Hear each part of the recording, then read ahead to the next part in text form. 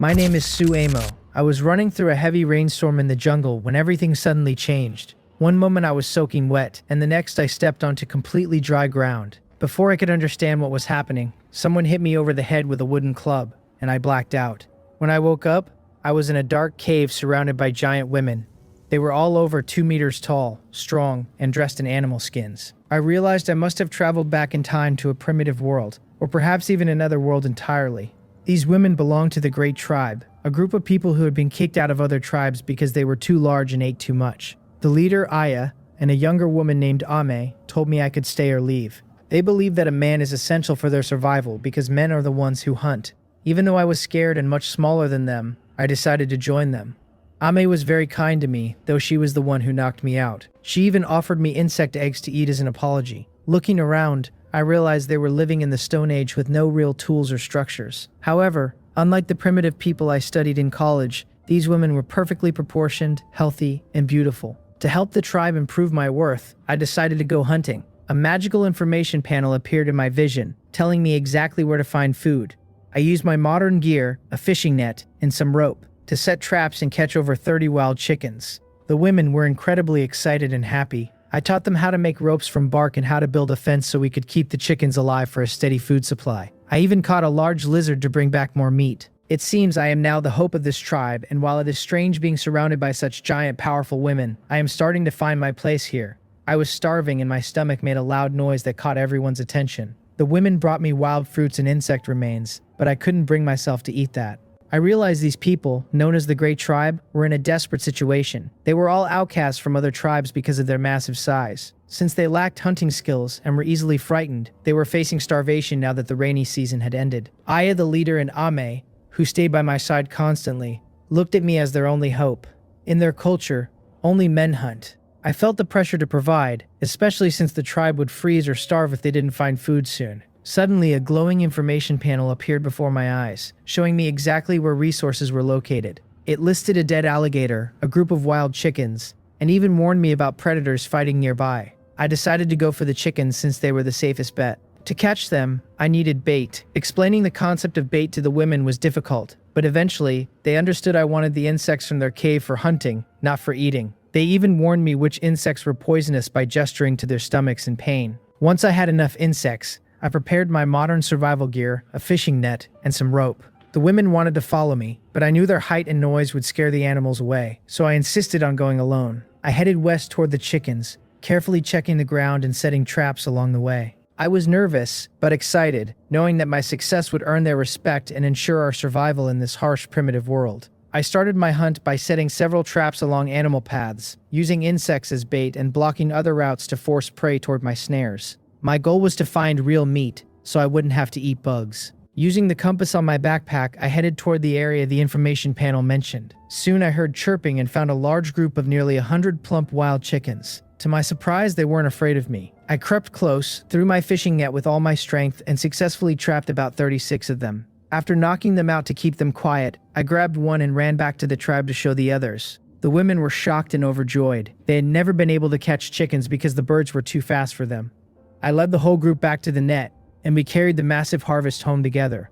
The atmosphere was like a festival, with everyone dancing and singing. During the walk, I noticed that despite their primitive life, these women had a sense of modesty and covered themselves when their grass clothes slipped. I also realized that Ame was becoming very protective of me, acting as if I were her partner. The women began calling me Momo, a nickname they found easier to say. Once we were back at the cave, I didn't let them eat all the birds at once. I explained that we should keep most of them alive. By raising them, we would have a steady supply of meat and eggs for the future. I began gathering branches to build a fence, planning to turn part of our cave into a farm. It felt good to provide for them, and I realized that while they were physically giant and powerful, they were also gentle and relied on my modern knowledge to survive. I sat on the ground ready to weave a fence, but I realized my shoelaces weren't enough. I tried to explain that I needed rope to Aya, but she didn't understand until I showed her by tying branches together. Finally, the women understood that the fibers they used for clothes were what I called rope.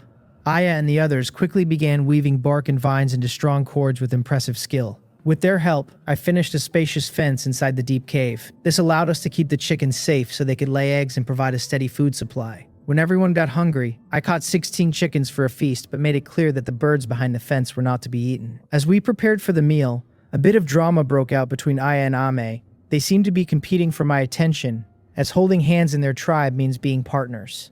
I tried to stay neutral by saying I belonged to the whole tribe, but when I held both their hands to lead them outside, they both became very shy and embarrassed. To them, my ability to provide food made me a strong and worthy man, despite my smaller size. I made sure to save all the chicken feathers for future use in clothes or arrows. Even though the women wanted me to stay and rest, I headed back into the forest to check my other traps. I knew their appetites were huge and we needed to store as much food as possible before the unpredictable rains returned.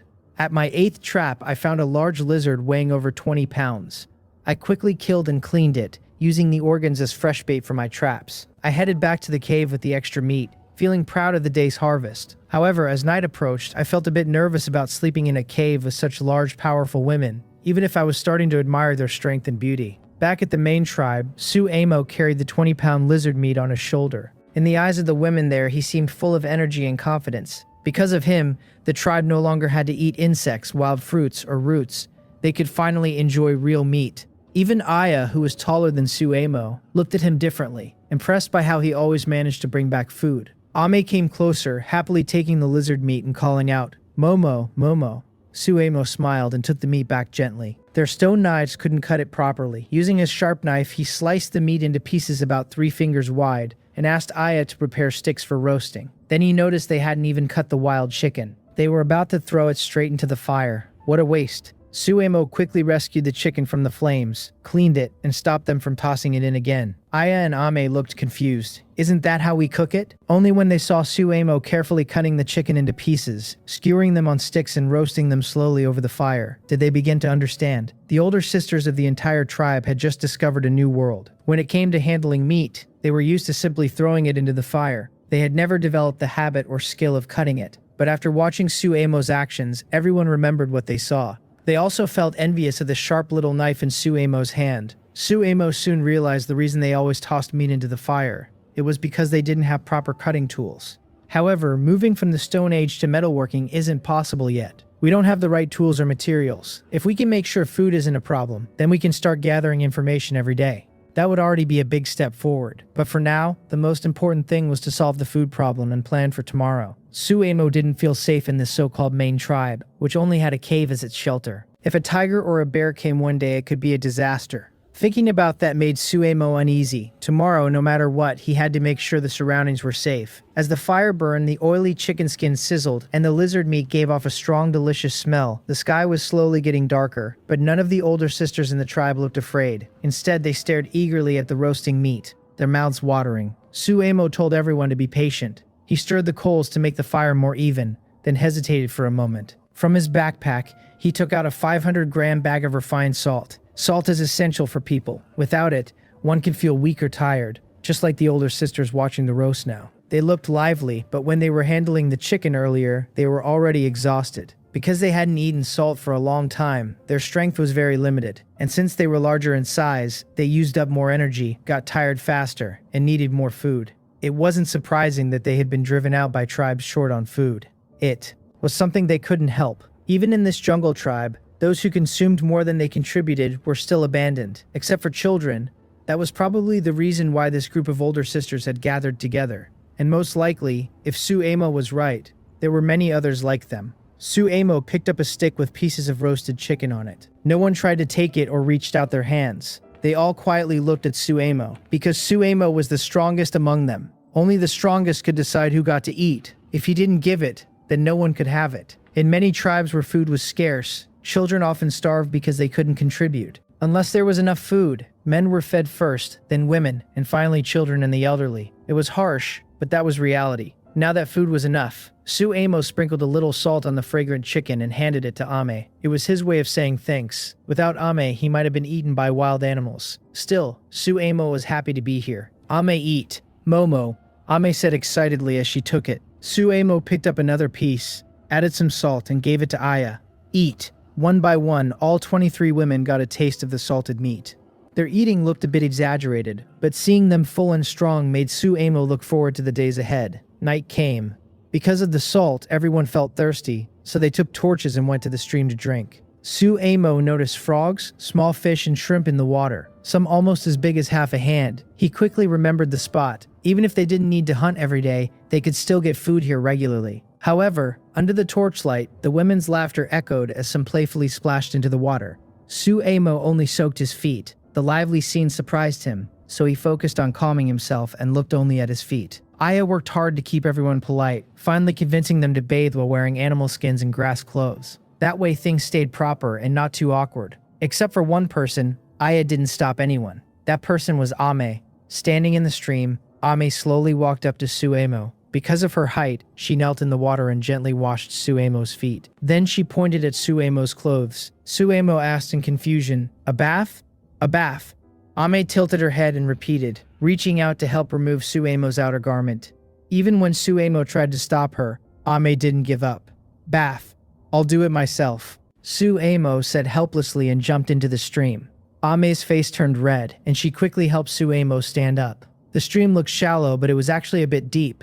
To keep Suemo safe, Ame held him close and carefully helped him wash. After all, he was the man she had brought back. It was the first time Suemo had seen Ame being so gentle. For a moment, he felt that these people weren't as primitive as he had thought. When the bath was over and they returned to the cave, Suemo stayed quiet. "Sleep, Momo," Ame said shyly, sitting on a bed made of grass. She seemed nervous but expectant. Suemo felt like a child being watched. He turned his head and saw that everyone else was also looking at him, even Aya, who was already lying down. They were all silent, their eyes full of curiosity and wonder. It felt strange and hard to understand, because the word sleep didn't mean what Suemo thought it did. Most of them had been sent away from their tribe when they became adults, so they didn't really know what sleep meant. Only Ame and Aya had some idea, because their elders had told them, a little, just simple words and gestures about men and women. They had guessed the meaning on their own. But now, Suemo looked uneasy. He felt something wasn't right. Sure enough, when he didn't move, Ame bit her lip, walked over and gently pulled him into her arms. Then she lay down with him. They simply slept, just holding each other. Suemo froze. So when she said sleep, she really meant sleep, but Suemo felt very uncomfortable. He was lying on something soft, unable to move away, and being watched. He sighed helplessly. Opening his mouth to speak was, in a way, a form of release. He couldn't let himself suffer a loss. Ame was also a little nervous, but soon she relaxed and fell asleep. "Momo, you smell nice." Morning came. Suemo felt dazed and confused. It was his first time sleeping in a wild jungle. The strange experience made him feel as if he had stepped out of reality. Momo. Suemo sat at the entrance of the cave, feeling a bit guilty and avoiding the gaze of Ame, who was walking toward him. Especially when he noticed her strong legs, he quickly looked away. Ame was truly honest. When she said she would just sleep, she really meant it. It was Suemo who had been uneasy. "Momo, time to eat." Ame handed him some roasted chicken left over from last night, her face full of gentle care. He felt even more embarrassed. Lowering his head, Suemo ate quietly and said to Aya, who was also eating nearby, "Aya, rope, branches, wild fruit. Rope, branches, wild fruit." Yes. Aya understood. It meant that today they would first collect vines for rope, then gather branches and finally pick wild fruits. That was the plan for the day. Suemo himself would go hunting. But sitting so close to Ame made him feel uneasy. Ame had slept soundly and peacefully. Suemo, however, had been restless. She had held onto him tightly in her sleep, and it was his first time experiencing something like that. He had struggled to stay calm, but at least nothing truly improper had happened. Still, he felt guilty, as if he had done something wrong.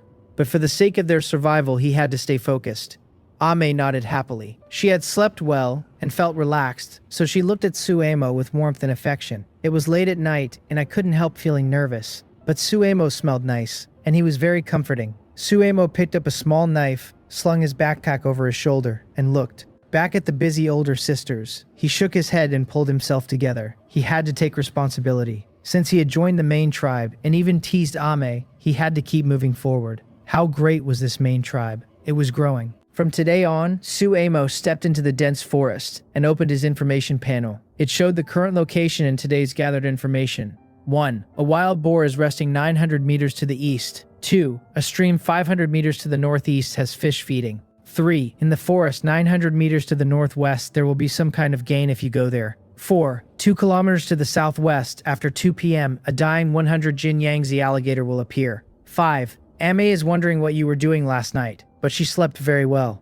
6. Aya is also wondering what you were doing last night. 7. More than half of the older sisters in the tribe are curious about what you were doing last night. Seeing the food information, Suemo didn't pay much attention to it. Instead, he stared speechlessly at the 5th, 6th, and 7th lines. Wait, none of you slept last night. Then I'm in trouble. Suemo felt completely embarrassed. But then he thought again. Maybe it wasn't that bad. After all, Aya didn't really understand. Aimee didn't either, and the others definitely wouldn't. Thinking this way, Suemo felt a bit more confident. It wasn't really his fault. Ame was just very charming, and for someone living in the wild, she even smelled nice. Who could resist that? Pushing that thought aside, Suemo took a deep breath and focused on the rest of the information. First, the wild boar to the east.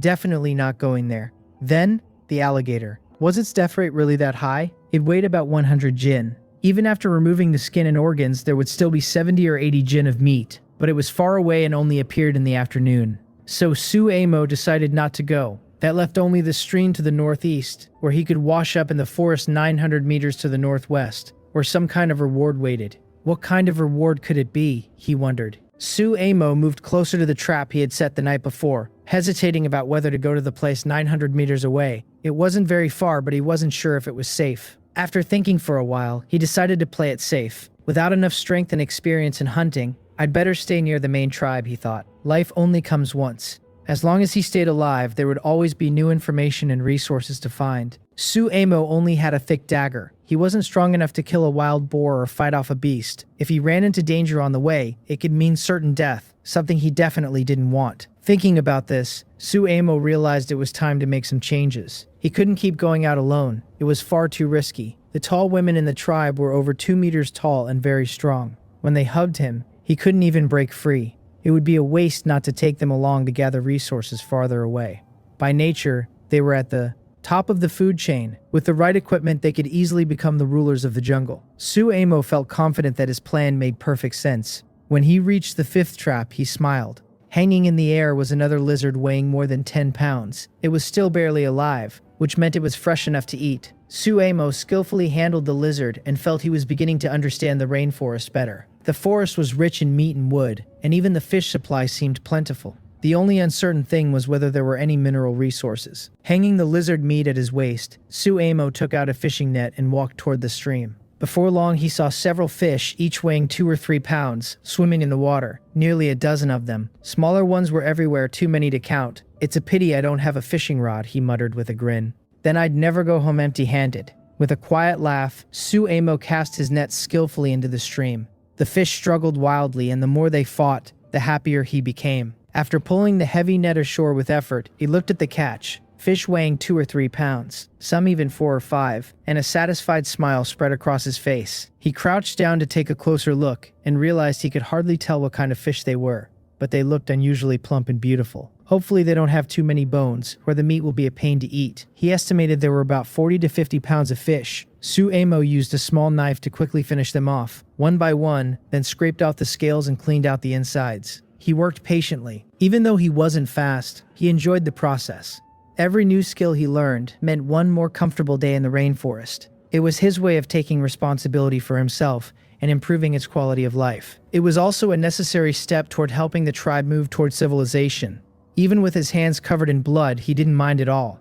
Strangely, the fish didn't have any strong smell. Just then, he heard the sound of something stepping on leaves behind him. With sharp hearing, Suemo immediately stood up, gripped his knife tightly, and shouted, "Who's there? Woof! Woof! Woof!" Suemo was startled, but when he saw that it was only a thin, gray-white wolf stepping out from the grass, whining and growling, he let out a breath of relief. The wolf was so skinny it looked like a bundle of sticks. It seemed fierce and dangerous. But Suemo was confident. This weak creature could be kicked away easily if needed. Clearly it was a lone wolf abandoned by its pack. Looks like I'm lucky today.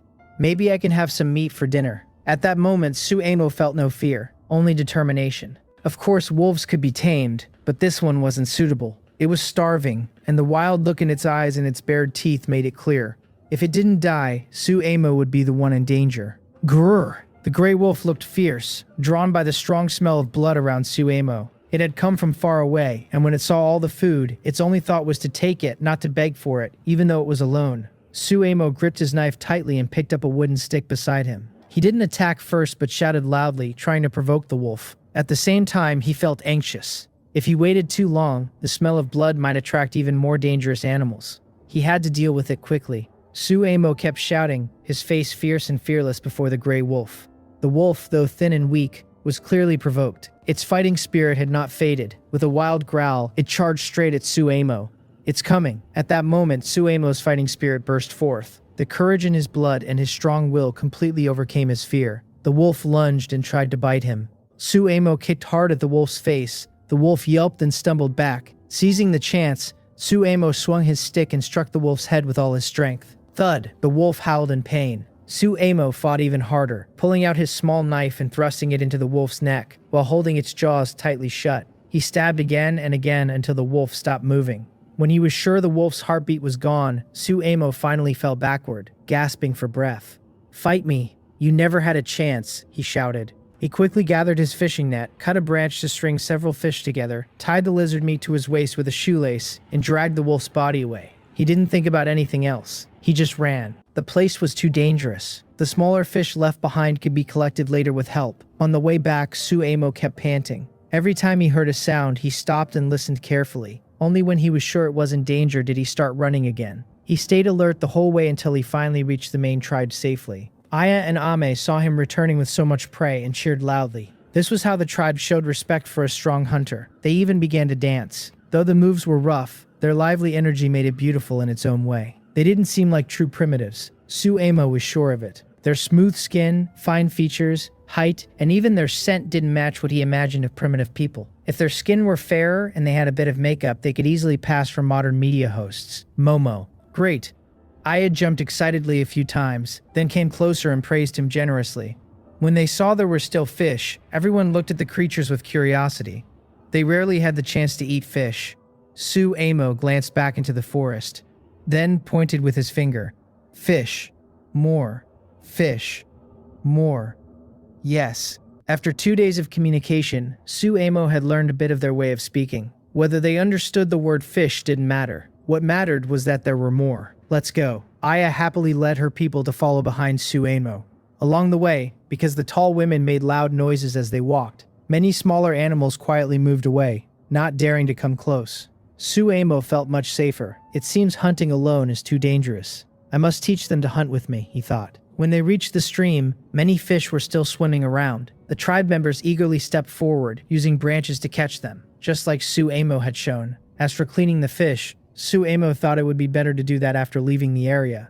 Ever since meeting the gray wolf, he had developed a deeper respect for the forest. He quickly led everyone back to the main camp. Once there, Suemo sat down heavily, finally feeling at ease. "Momo, the ropes," Aya said, pointing to a pile of ropes nearby. Their weaving skills and speed were impressive. In just an hour, they had made quite a lot. But Suemo shook his head. "Not enough. Keep making more. Keep going. Not eat first." Aya pointed at the food pile not because she wanted to eat, but because she wanted to prepare it. Seeing that, Suemo nodded. "I'll handle the food. You keep making ropes." He then dragged over the gray wolf's body and began to process the hide with his knife. Aya understood and told the others to keep collecting ropes and branches. The whole tribe was working smoothly. Suemo prepared the food, built up the fire, roasted and smoked the meat, and hung the hides to dry.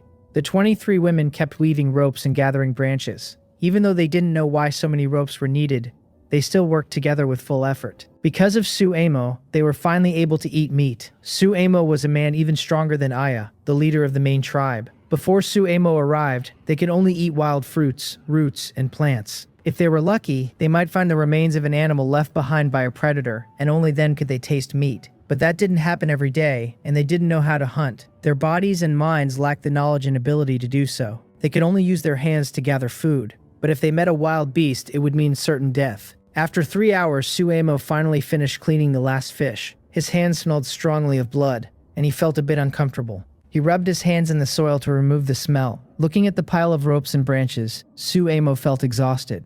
"Let's eat," he said. He picked up a piece of roasted lizard meat and handed it to Ame, who kept glancing at him shyly. Ame came over and squatted down. Suemo quickly looked away. Aya saw this and said angrily, "Ame no." Ame frowned slightly but spoke gently. "Momo, it's okay." Aya fell silent. Suemo could tell that Ame already saw him as her partner, and her actions showed it. But this situation made him uneasy. He smiled kindly and said, "Ame, not now. Tonight we rest." Ame blushed and nodded with a happy smile. She was glad she could sleep beside Suemo again. She moved closer to him, as if to show the others that Suemo was hers. Suemo asked everyone to sit down and eat together to regain their strength. To his surprise, he noticed that the women around him each had their own thoughts. Some sat in a relaxed way, some smiled shyly at him, and others moved slightly as if trying to show their charm. Ame noticed this and scolded them angrily. You. No, you too. No, one can. After realizing she couldn't stop it, she stood up and moved in front of Suemo, using her body to block his view. She was trying to protect her man. Suemo was speechless. This meal was getting warmer and warmer, but it couldn't be avoided. Men often like women, and women often like men. It's something that has existed since ancient times, flowing in our blood and genes. Suemo didn't reject it, but he respected Ame's choice. After finishing the meal happily, Suemo looked at the woven rope beside him, then at Aya, who was sitting on the ground with her long legs crossed. Aya wasn't very old, but she had a mature and graceful look. She was like a confident older sister, calm and dignified, matching her appearance perfectly. Compared to the others, she stood out. Aya, I'll teach you, Suemo said. Teach me. Aya waited for his instructions, not quite understanding. Suemo was patient with her, because she was the queen of the tribe, the wisest woman among them, with the best understanding. If even she couldn't understand, then the problem must be his explanation. So he picked up some branches and rope, motioning for Aya to follow him. He roughly measured the area around the cave and the open space nearby, drawing a circle on the ground. It covered about half an acre. After marking the boundary with wood, he pointed to the lines on the ground. Then he stuck a branch into the soil. When it was deep enough, he placed 2 more branches half a meter apart. Next, he took the rope and said to the attentive Aya, "Rope, wood, tie them together. This is called a fence." As he spoke, he slowly wrapped the rope around the wood. Soon, many of the older sisters who had finished eating gathered around, curiously watching the small Suemo work with the rope. Before long, a small fence was finished. Suemo pointed at it and said, "Fence, exhibit, exhibit," Aya repeated, trying to imitate him. "Fence," Ame repeated clearly and correctly. Suemo turned around, quickly smiled and said encouragingly, "Yes, the fence. Today the main tribe builds the fence." He pointed at the lines drawn on the ground to emphasize his point. He had originally planned to have them pick wild fruits, but then realized that the nearby fruit resources were almost gone and very few in number. Instead of wasting energy searching for small things they couldn't fill their stomachs, it was better to finish building the fence first. Although the fence couldn't stop large beasts, it could still keep smaller animals away. Later, they could add thorny branches around it for extra protection. It was better than having nothing at all. At the same time, it would help them learn and understand what it meant to mark their territory. That was very important. They couldn't treat the cave as the whole tribe. They needed to include the cave and the surrounding area as their territory. That was the basic awareness a tribe should have. After that, Suemo patiently worked with Aya to teach everyone how to weave the fence. Everyone was very excited because it was something new. People are always curious and eager to learn new things, so they quickly learned this simple skill. Seeing the 23 women happily weaving the fence, Suemo felt much more relaxed. If I had to do this alone, it would take me 2 days, he thought. Now, it looked like they could finish before nightfall. Suemo glanced at the roasted meat by the fire. The meat had been smoked well. As for the fish, it couldn't be kept for long. He didn't want to make salted fish because it required a lot of salt. "Then we'll just eat it all tonight," he said. He cleaned up the remaining lizard and chicken meat and placed them on leaves. The smoked meat, kept dry and stored properly, could last about 5 days. Without enough salt for curing, it couldn't be preserved for a month or 2. But that led to 2 problems. First, they needed containers to store food and water. Second, they needed salt, both for health and for preserving food. Thinking about containers made Suemo feel thirsty. To quench his thirst, he had to walk to the stream about 500 meters from the tribe. Going back and forth like that was really tiring. Suemo didn't rush to drink water. Instead, he cut a few pieces of wood and used some rope to make a simple rack for drying meat. After placing the extra meat on it, he went to find Aya. "Aya, I'm thirsty," he said. Aya didn't understand at first. Suemo pointed to his lips, and Aya finally noticed how dry they were. "Water?" she asked. Suemo froze for a moment. Of course they must know what water is. Why didn't he just say that? "Yes, water," Aya called out. "Everyone come. Let's drink water together." The group stopped what they were doing and picked up their wooden sticks. Since the stream wasn't very safe, it was better to go there at night with torches. During the day, they just had to be more careful. Suemo put on his backpack and picked up his water bottle. Last night, after washing up with Ame's help, he had forgotten to fill it with water to boil later. He planned to check the stream for clay that could be used to make pottery. Clay was usually easy to find. If he could make pottery, they would have a steady supply of clean water and wouldn't need to walk so far every time they were thirsty. The group set off together toward the stream, and the trip was peaceful. That was the benefit of traveling in a group. Even wild boars would be scared away. They weren't out hunting anyway. Safety came first. When they reached the stream, Suemo watched the others play for a while. Then he took off his outer clothes and stepped into the cool water to calm himself down. As he walked through the stream,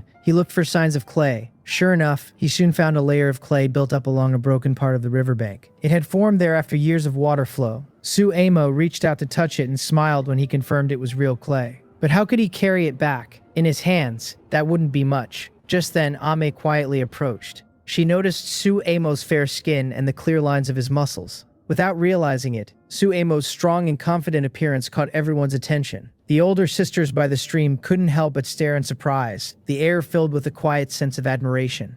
"I've got it," Suemo suddenly said. Suemo wanted to bring back clay, but didn't notice everyone watching him, so he was unaware. After looking up for a while, he saw some scattered banana trees nearby. He even saw some bananas turning yellow. They could eat the bananas, but the taste wasn't very good. Most importantly, there were large, long banana leaves. Stacking these leaves could help carry a lot of clay and keep it moist. Suemo happily looked back at Ame and quickly pointed to the banana leaves, saying, "Ame, Momo wants." As soon as he said that, all the women in the stream, even Aya, rushed to pick bananas. Ame was angry and stomped in the stream, saying, "Momo is calling me." Her excited movements made Suemo stare in amazement. He promised himself that tonight, if Ame still didn't let go after she fell asleep, he wouldn't hold back, because he was a man. The older sisters eagerly pulled many bananas. Ame, angry, came ashore and kept saying excitedly, "Momo, mine," but no one paid attention. "Yours is yours. We're gathering, not just picking Momo." Still, everyone moved quickly towards Suemo and handed their bananas to Suemo. Suemo shook his head, took one banana and pointed to the tallest banana leaf. That was the thing he wanted, but the leaf was very high, almost 4 meters tall. Even Ame and the other older sisters, who were over 2 meters tall, couldn't reach it. They all shook their heads, saying they couldn't do it. Suemo pushed aside the bananas, took a bite, and surprisingly found the bananas tasted okay. He then looked at Aya and said, "Aya, carry me up." Aya didn't understand. Others didn't understand either. Ame thought it wasn't a good phrase. Suemo simply made a gesture, crossed his arms and pointed again at the high banana leaf. Aya finally understood. She then tried to get closer to Suemo, opened her arms, and hugged him. For a moment, Aya felt that Suemo was small and cute. Her heart was filled with a gentle, motherly love, and her eyes showed a caring tenderness. Suemo cleared his throat. His neck was pressed against flesh, and even with animal hide it felt strange. He quickly pointed to the banana leaves and said, "Hold me, and lift me up." Ame immediately came over angry, and said no. "Only I can hold Momo." Aya felt a bit conflicted. She wanted to loosen her grip on Suemo, but he said, "Right now, Leaf, I need you." Ame understood, but still looked unhappy. Aya also understood. Suemo's meaning was to lift him high so he could pick the leaves. She was so clever. Why didn't she think of that? After understanding, Aya smiled and carefully held Suemo, then lifted him up high. Suemo, feeling a bit helpless, reached out and picked several banana leaves, which allowed Aya to put him down. Aya's eyes showed a little affection. Ame, feeling uncomfortable, moved closer to Suemo and hugged him. "Momo, my little one." Aya shrugged helplessly and said, "Momo yours." Suemo was already very restrained, but it seemed that both Aya and Ame liked him a lot. "Let me down now. We can talk more at night," Suemo said helplessly. Ame gently released Suemo. Suemo couldn't control himself anymore and stopped looking, instead pointing at the bananas for them to pick. He then started collecting clay from the riverbank. After a while, Suemo finally put on his clothes, but he noticed everyone's eyes were fixed on him, with some disappointment on their faces. Suemo guessed what they were thinking. These women, who had never seen a handsome man, were probably imagining things. He couldn't blame them. After all, he was so fair and had a good figure. Just like he looked at them, they might sometimes think the same. Everyone carried bananas, and the clay wrapped for Suemo back home. On the way, Suemo checked the traps around the area. Thanks to enough bait and good resources nearby, he caught 3 wild chickens and a small deer. The deer wasn't very big, weighing about 40 or 50 pounds. Luckily, the branches were tough, and he tied the deer with a secure knot. Otherwise, the little deer would have run away. Suemo stabbed it with a knife and finished it quickly. They returned to the main tribe, feeling satisfied with their harvest. In the eyes of Aya and Ame, there was nothing but admiration and love for Suemo. Even though he was so young, he was so skilled. They even thought that when they went out to get water, they could hunt such big animals and make them laugh. Suemo also saw the way everyone in the tribe looked at him with admiration. Actually, if you learn, you'll be even better than me, Suemo said, then shook his head and smiled, not saying anything more. He came here with a lot of knowledge. After more than 10 or 20 years of listening, watching videos, and learning, he managed to do this. The most important thing was that there were enough resources. So as long as Ame, Aya, and the other older sisters learned this simple trap, hunting wouldn't be hard. But now, they should focus on making pottery. Suemo told Aya and the others to keep building the fence. He himself squatted on the ground, staring at the clay weighing dozens of pounds, lost in thought for a while before he started to think clearly. First, remove impurities, then make it moldable, then dry it in the wind and fire it. After confirming his rough plan in his mind, he began to work. He played with the clay like playing with mud, constantly removing stones and gravel from the clean ground. He got pure clay. After adding a little water, Suemo carefully shaped a water jar, building it higher little by little. By the afternoon, Aya, Ame, and the other older sisters finished their work on the fence early. They looked at the small Suemo tiredly, playing with mud. In their memory, when they were children in the tribe, they also grew up playing with mud. So does that mean Suemo is still a child? No, wait. Suemo was very good at playing with mud. He had already made 4 strange-shaped mud objects. Everyone was tired, but their minds were not tired. They kept watching Suemo, thinking about what he was doing. Suemo was finishing the last water jar. When he finally finished, he let out a breath and looked at his work with satisfaction. Next, let it dry in the wind. Then it can be fired. After saying this, Suemo placed the 5 water jars in a well-ventilated open space. Then he looked at the sky, hesitated for a moment, and said, Aya, Ame. Aya came closer. Dig mud, mud. Aya was confused, but after Suemo took out a small shovel from his backpack, he easily dug up the soil from the ground. Everyone was amazed by this move. Then Suemo used a stick to show everyone where he had dug before, and he gathered the dirt into a pile. Only then did everyone start working. Even though they were very tired, they kept working. Suemo didn't want to be so exhausted, but he had to hurry and build a kiln. If the pottery dried and there was no kiln to fire it, all their effort would be wasted. Leaving an opening in the kiln would allow for drying and baking. If they could collect iron ore in the future, this could be useful too. Thinking of this, Suemo became even more motivated. He used all his strength to loosen the soil and helped others by digging out more dirt with sticks to pile up. They worked until it was completely dark. Everyone was so tired that they sat on the ground. Clearly their strength was no longer enough for more work. Suemo looked at the loose pile of soil, then turned to the fish and dried meat on the drying rack, along with some bananas, and said, "Eat." Late at night, after washing their bodies and drinking plenty of cool water, Suemo lay down again, sleeping among the weeds with another person. Momo, Ame whispered shyly and excitedly, expressing her love for Momo in the dark. They had promised each other during the day. Looking at Ame, woo-woo, Ame closed her eyes. This was an unforgettable night. A new day arrived. Suemo slept very comfortably. Early in the morning, he stood at the cave entrance, breathing in the fresh air and oxygen. He also rubbed his lower back. These days are getting more hopeful. Suemo went to check the clay pot. He examined it carefully from every angle, making sure nothing was missed. A smile of excitement appeared on his face. No cracks, which means there are few impurities in the clay, and it dried smoothly. All the effort yesterday was worth it. He looked closely at the pottery surface. It was already dry, but some moisture remained inside. It should be just right to finish after he built the kiln.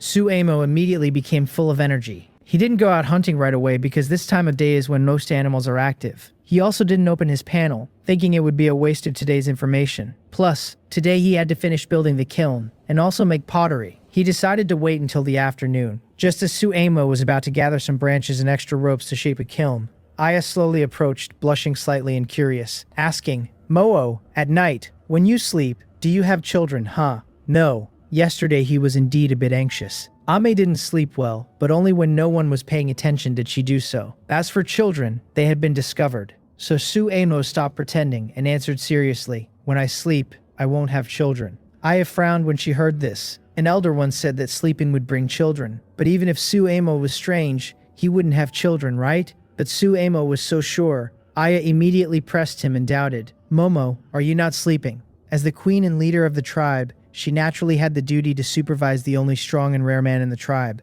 After all, Ame had brought him back specifically to nurture him. She secretly observed him every night. If that didn't count, then what would? Suemo cleared his throat. It wasn't that he didn't want to, he almost couldn't hold back yesterday. But when reason took over, he thought that if a new life was really to be born, it couldn't happen now. First, the medical conditions were almost non-existent. The hygiene conditions were also poor. Even a safe environment was lacking. Even the most basic food stability was just beginning to show signs of improvement. If a child was about to be born, how could they raise it? And after birth, what then? Suemo had thought about this serious problem last night. Ame, like a silly girl, kept dreaming about children late at night, which finally woke Suemo up. It can't be like this. So, for Suemo, of course, the only safe way was to wait, but sleeping with a sweet scent at the corner of his mouth made him sleep very peacefully. Let's talk about it later. Suemo decisively rejected the idea. Aya sighed. The main tribe has only you as a man. It's dangerous. The main tribe needs you and children. We will take care of them.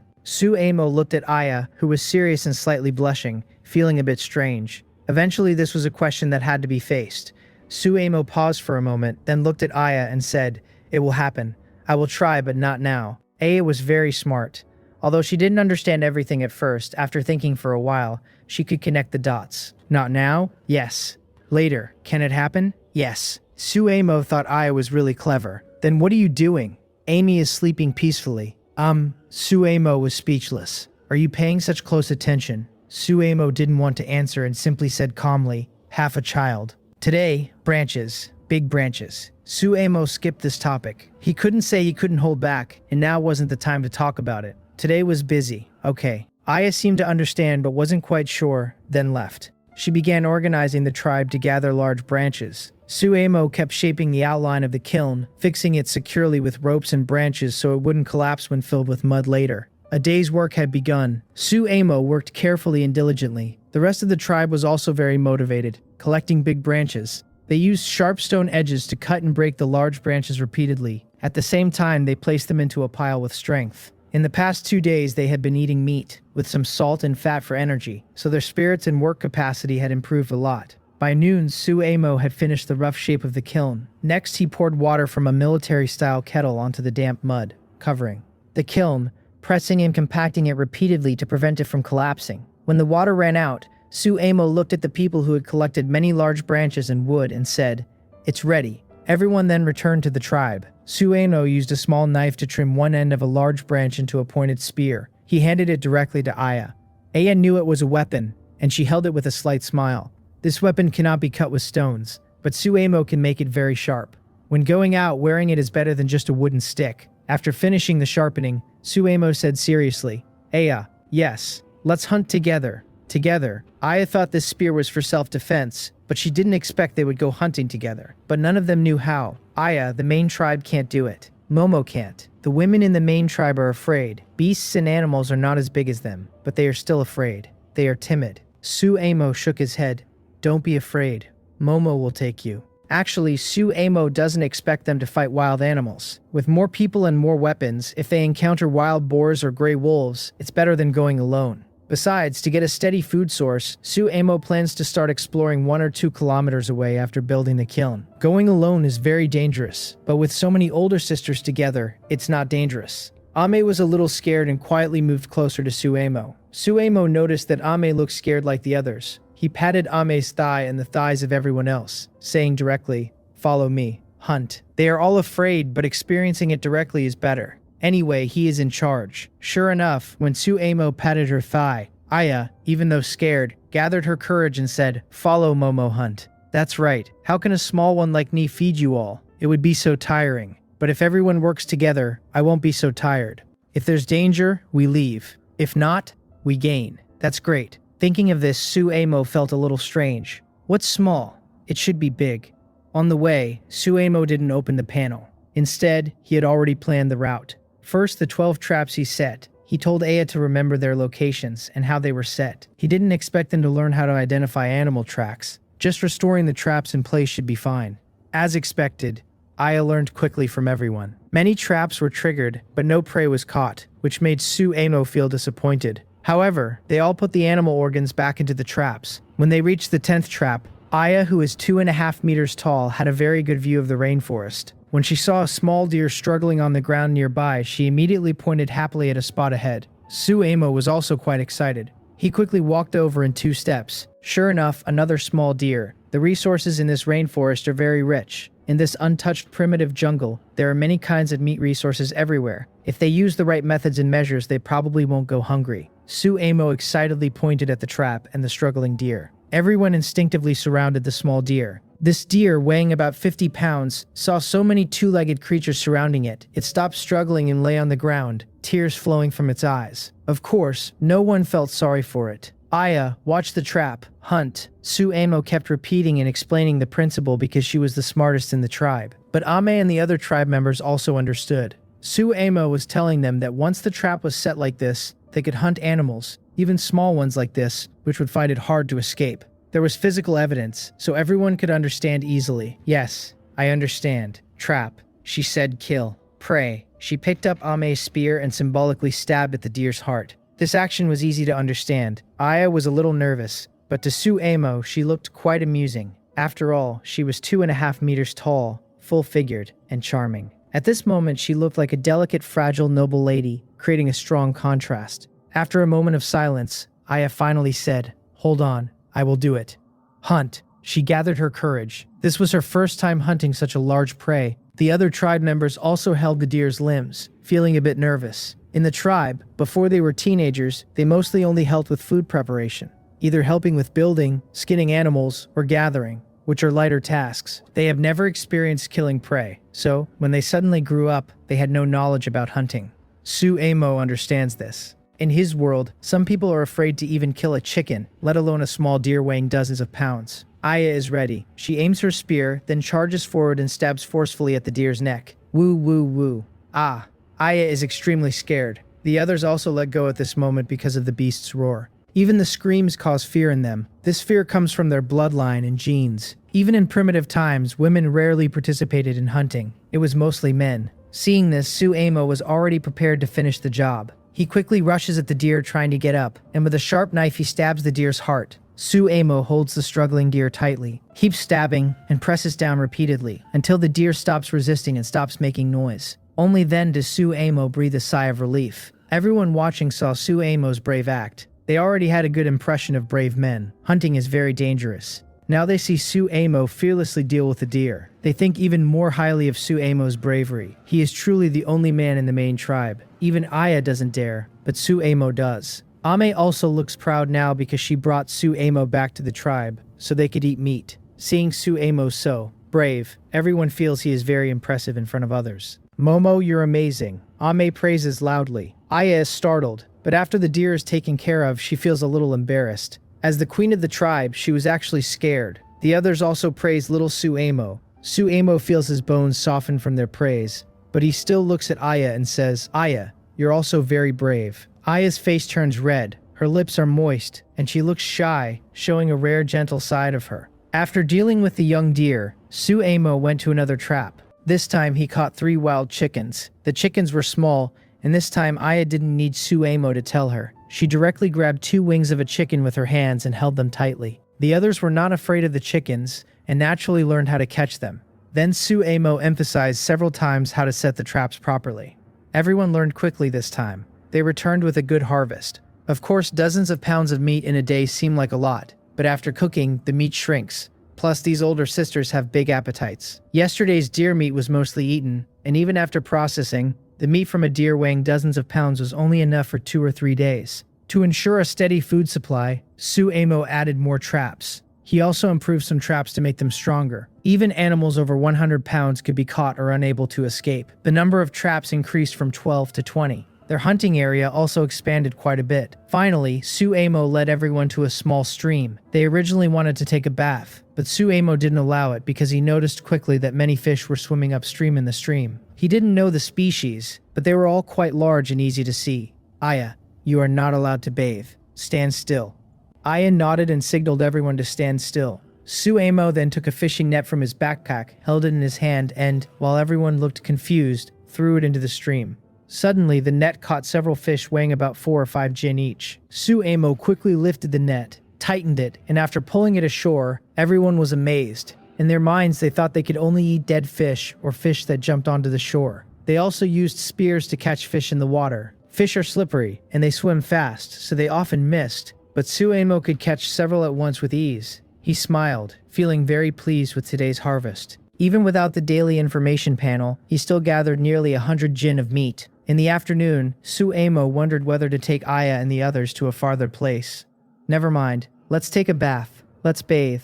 Suddenly, under Suemo's suggestion, everyone excitedly jumped into the small stream to play. Because it was hot, the cool water of the stream made everyone happy. Suemo smiled, feeling that these people's happiness was really simple and pure. Suemo filled his water bottle, then asked Aya to lift him high so he could pick some banana leaves. These leaves could hold some water. He also cut out the stomach and intestines of the little deer to wash them, filling them with water. He even placed the deer's blood inside the banana leaves. At this moment, Aya stepped forward, shaking her head and pointing at the water-filled stomach and intestines. She advised, "Momo, don't drink this." Then she hugged her belly and shook it, indicating it might cause stomach pain. Suemo knew these waters were not for drinking. He planned to take them back to the main tribe along with the mud.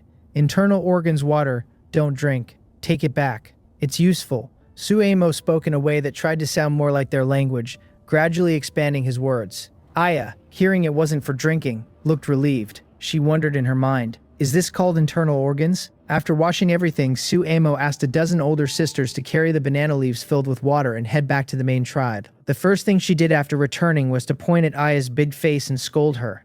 Ame looked unhappy. She thought Suemo liked her the most when she was sleeping. She moved closer to Suemo, squatting and pointing at her animal hide clothes, then rubbing her own. She signaled that she didn't want Aya's clothes. Aya initially thought Suemo wanted her, and she hesitated for a moment before walking forward. If Suemo wanted her, it was okay. After all, Suemo was so strong. She trusted Suemo very much. She understood why Suemo did that. Meanwhile, the older sisters holding the banana leaves looked unhappy. Suemo quickly explained, "Animal skin, clothes, cover." He pointed at the little deer's skin and the dried skins from yesterday, which included those of the little deer and a gray wolf. These skins were enough to make a few more animal hide clothes. Aya then realized that the pointing and gestures she saw earlier meant this. However, Ame and the other older sisters didn't realize this. Ame was still rubbing her hands. Suemo suddenly felt speechless and gently pressed on her animal costume, pulling at it. But Ame actually hugged Suemo in her arms. Hey!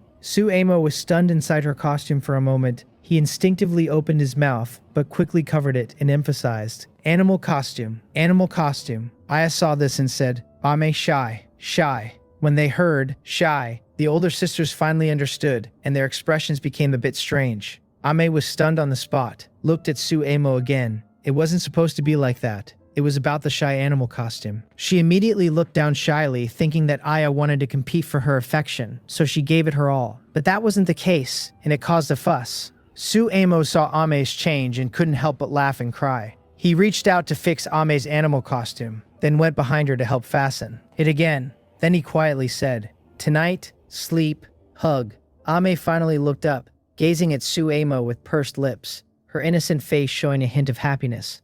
For making animal costumes, Aya and the older sisters were professionals. After Suemo peeled the leather, he handed it to them to handle, thinking to himself, "Why don't I see any silkworm or rainy plants?" While playing with mud, Suemo was also thinking about this. Using animal skins as clothing is much better than grass clothes. But it's not as durable or protective as our cotton. The fewer layers the better, but they also need to be civilized. Plus, they knew about shyness. And if it rained for a long time and the temperature dropped in the rainforest, just covering the shy areas with animal costumes wouldn't keep warm. While playing with mud, Suemo kept pondering this, until the afternoon. Suemo finally finished building the kiln. He hurriedly lit a fire to shape it. Too bad there are no ores, otherwise I could glaze it, and the pottery would last longer. Suemo ignited a big fire inside the kiln, then excitedly placed 5 clay water jars inside to be fired. This process required constant observation and about 2 days of patience. Then they had to take them out to cool, and the fire had to be maintained continuously. So Suemo had everyone gather many branches to build pottery that could store water and even food for longer preservation.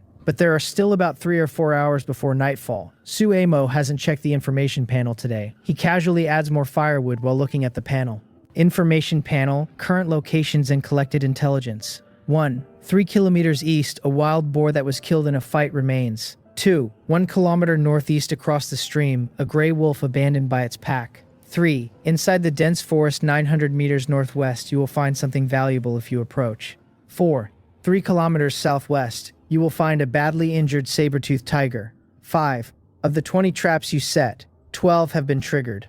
6. Aya is thinking about what will happen if you sleep with her and Ame gets angry. 7. Ame wants to move around more during sleep today. Suemo couldn't help but look at Aya, who was happily handling deer meat with a small knife. She really liked that knife. Cutting was very easy for her. Then he looked at Ame. He noticed Ame was also watching him, with a blush on her face and a hint of charm in her eyes. It was very direct, with no subtlety at all. Suemo smiled at Ame, who shyly turned her head to continue preparing the deer meat. "Oh, Ame!" Sueno felt speechless. He then looked at the other pieces of information. Most of them were quite far away, and traveling there seemed unsafe.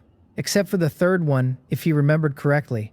It was also information from yesterday. So, is this information still valid? 3. Inside the dense forest 900 meters northwest, you will find something valuable if you approach. 900 meters, a bit far but not too much. Should I try to go see what it is? Suemo was considering this while also helping with food preparation. He skillfully removed the fish bones, broke them, and set them aside. Fish bones could be used as needles and thread, or even as hooks, so keeping them is always useful. Then, the deer bones are also useful. He carefully removes the meat from the bones, and the skeleton is set aside to dry. They are very suitable for making weapons or bone blades. However, Momo, Aya speaks to Suemo. Suemo nods, then sees the older sisters behind Aya holding lotus leaves. Inside the leaves, besides the deer's internal organs, there are also things that look like kidneys. Since deer are young animals, eating these organs can help replenish trace elements, and even boost health. Suemo shows a strange expression. Aya smiles and says, "Momo, here you go. It's tasty." In Aya and everyone's eyes, Suemo is now the strongest man in the tribe,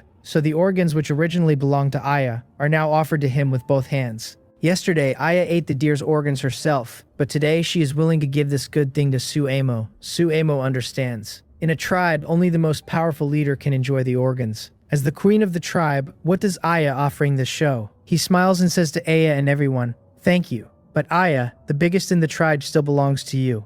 Aya feels happy inside after hearing this. Momo is really good. After processing the deer meat, Suemo lets everyone roast some, while he takes 5 older sisters to check the traps that have already been triggered. He also carries a backpack and a small knife. Out of 20 traps, 12 have been triggered. He doesn't know what he might bring back. Every time he checks the traps, Suemo feels very fresh. He also keeps an eye out for certain plants along the way. If I can find silkworms to raise, or Raimi, then we can have reliable clothing. They can also make other things. Looking carefully, he notices some differences. Wait. Suemo asks everyone to wait. He takes a small shovel and walks toward a plant that doesn't look very special. To his surprise, he finds that the surrounding area is full of this kind of plant. While everyone is puzzled, Suemo was a little nervous at first, then he became excited. To make sure he recognized the plant correctly, he looked at it carefully. He saw that the leaves were green and bamboo-like, but larger and longer, with a main stem that was about a meter tall. He had seen this plant before, but he usually focused on looking for traps and mechanisms, so he thought it was just an ordinary plant. Now that he saw this plant again, he was very happy. This was one that could help remove cold, fight inflammation and bacteria, and even aid digestion. If he could drink soup during the rainy season, it would be wonderful.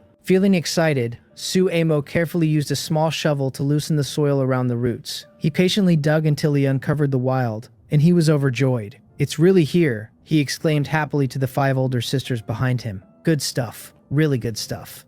Good stuff." The 5 sisters could tell this was something special. They quickly moved closer. When they saw the thick root in Suemo's hand, they frowned and even looked a bit disgusted. They often ate wild plants, but they wouldn't eat this kind of thing, especially if it was a wild fruit. "It's not good, not tasty." They shook their heads. Suemo was surprised, so they knew about it. Why didn't they say so earlier? During the rainy season, eating a little of this could help prevent unnecessary illnesses. "Where is it?" he asked quickly. The sisters pointed to a nearby area where there was also some of this plant. Suemo hurriedly worked to gather all the wild in that area. He planned to transplant more than 20 roots back to the tribe. When the rainy season comes, this could be a lifesaver.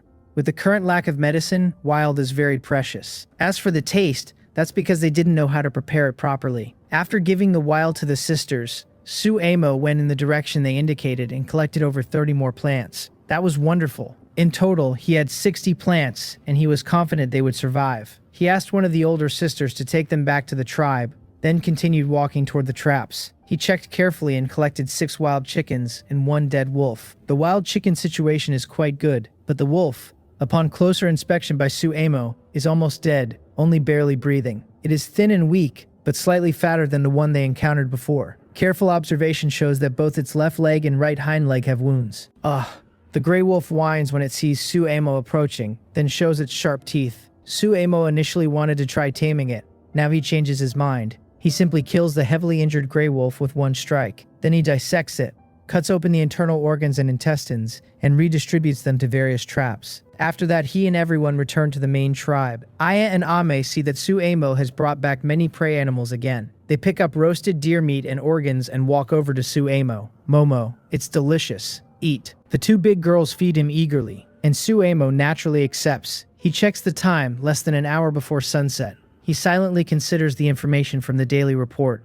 Northwest, 900 meters into the dense forest. If you get close, you'll find something valuable. This message still exists. It feels like a thorn in his heart. 900 meters is a long distance for him. Even when hunting, Suemo usually stays within about 500 or 600 meters nearby. Maybe tomorrow. If you're still there tomorrow, I'll take everyone to see. I hope the reward you mention will satisfy me. Suemo makes up his mind. He then hands the small knife to Aya, asking her to process the wolf's pelt. Now he already has 2 wolf pelts and 2 deer skins on the rack. In theory, they are enough for 10 people to make clothing to cover private parts. But the older sisters are all too big. Deer skins are okay. 2 can make a makeshift top for 4 people. Wolf pelts. 1 is only enough for a skirt, and it's very small. With some design adjustments, it could also be turned into hot pants, which would help prevent wardrobe malfunctions. While eating meat, Suemo conveys this idea to Aya. He asks her and Ame. Well, Ame, don't worry too much for now. Let Aya make a pair of hot pants first.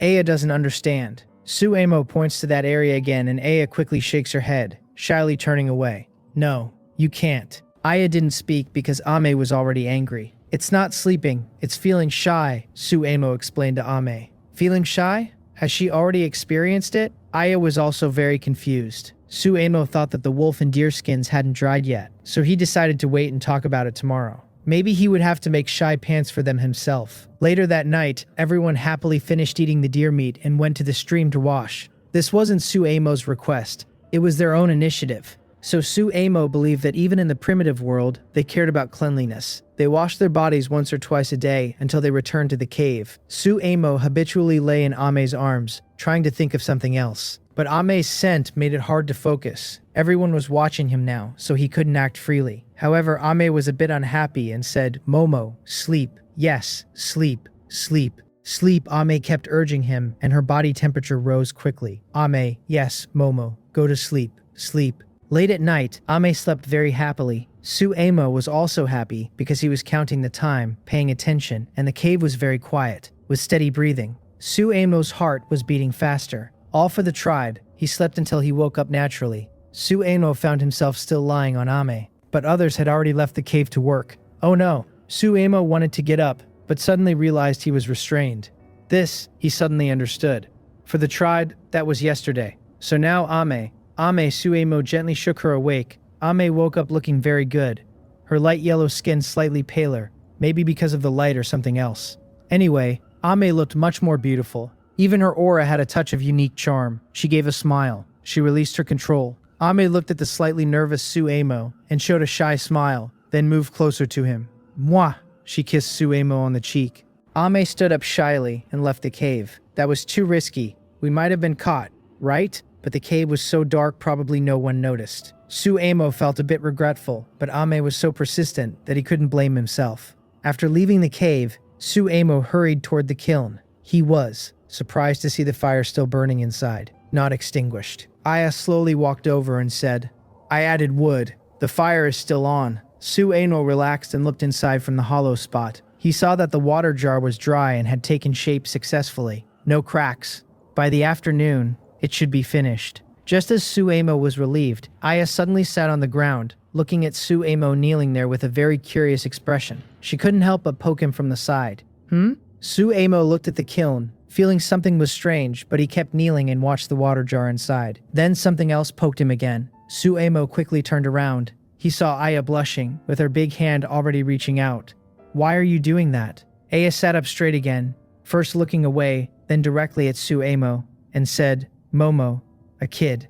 She was caught. Ame, though over 2 meters tall, was in a place that wasn't very spacious, even for herself. It was quite suitable for her. So, for the sake of the tribe, Suemo was willing to try. His first experience was tiring, uncomfortable, but also somehow relaxing, and he fell asleep. Suemo touched the back of his head and nodded. Really? This time Aya was surprised and finished her whole sentence. Suemo still nodded. Aya immediately showed a grateful smile. Thank you, Momo. Huh? You said thank you? Suemo thought for a moment and agreed. He had been saying thank you from time to time these days when expressing gratitude. Aya seemed to have learned this from experience, but somehow it felt a little strange. However, for most tribes, children are truly a gift. Only children can carry on the tribe's future. This is a necessary step for a tribe to grow. Aya, as the tribe's queen, is very grateful for Suemo's gift. Of course, when she woke up in the morning, she looked carefully and was sure that she was sleeping. She wondered why it wasn't so obvious now, but with Ame, this also piqued her curiosity. So she just checked again. She felt something was strange. Not so easy, it takes a very long time, Suemo simply explained. Even if Ame came several times yesterday, 5 or 6 times, it was hard to say. It depends on the pregnancy energy. Aya seemed to understand, but was a bit unsure. In her old tribe, she saw some members nurturing children. She remembers it took a very long time. Yes, I understand, Aya said. After she spoke, Suemo felt it was easy to communicate with her. But then Aya said something that made Suemo uneasy. Aya softly and shyly whispered, and Suemo didn't reply. Aya, who was about 2.5 meters tall, thought that Suemo was very strong, smart, and even very impressive. She wanted to have a child with Suemo, someone as clever and strong as her. The main tribe needs children, needs Suemo. Aya blushed, gesturing to her belly to show the size of a baby, and emphasized that it was a boy, explaining to Suemo again and again. Suemo looked at Ame. Ame was walking awkwardly, even limping. She had a few companions and was heading to the stream. Suemo felt a bit guilty, but when Ame was about to enter the forest, she suddenly looked back at Suemo and then smiled sweetly before leaving. Ame knew that was sleep. It was the first time she had slept so peacefully and happily. All because of Suemo facing Aya, who was sitting quietly in front of him. Suemo felt a bit troubled. I need rest, Suemo said. Yesterday he had really exhausted himself trying to be alert, using up too much energy. Ame hesitated, and Suemo remained silent. Suemo acknowledged that this was the happiest day of his life. But now he felt empty. Moreover, Aya, as the queen of the tribe, even if she made such a request, Suemo would refuse. The same old saying, try it from time to time. That's enough. If they really wanted children, they would need a stable source of supplies, enough food, safe shelter, and clean beds. Otherwise, what if something went wrong? In primitive society, children were always plentiful, but only a few of the many who were born would survive to grow up. Suemo didn't want to face this harsh reality. He was thinking about the tribe. He wanted to develop first, and then consider other things. Ame was purely an accident. Who asked her to be so controlling? Suemo was a man, not a dead person, and certainly not a saint. How could he resist? Suemo couldn't hold back. Seeing Suemo's refusal, Aya was actually prepared mentally. She nodded. Listen, Momo. Whenever the time comes, Aya is fine with everything. Aya whispered softly, glancing back. Not seeing Aya, it seemed like she had relaxed a little. Yes, when the time comes, it will definitely be okay. Suemo also gave Aya a promise. This was a problem they had to face. A tribe needed to develop, and doing so required certain actions. But Suemo hoped to handle everything himself. In the main tribe, one man could manage it all. As for other tribes, Suemo had never seen them before, but if he did, it would mean war and conflict were coming. If it could be avoided, Suemo would emphasize protecting his tribe and territory, and controlling other tribes. If it couldn't be avoided, Suemo's plan was to start gathering materials and make some powerful weapons to strike back. Without such weapons, if conflict arose, what could he use to defend his tribe? In the morning, Suemo kept an eye on the fire in the kiln, watching the flames and temperature.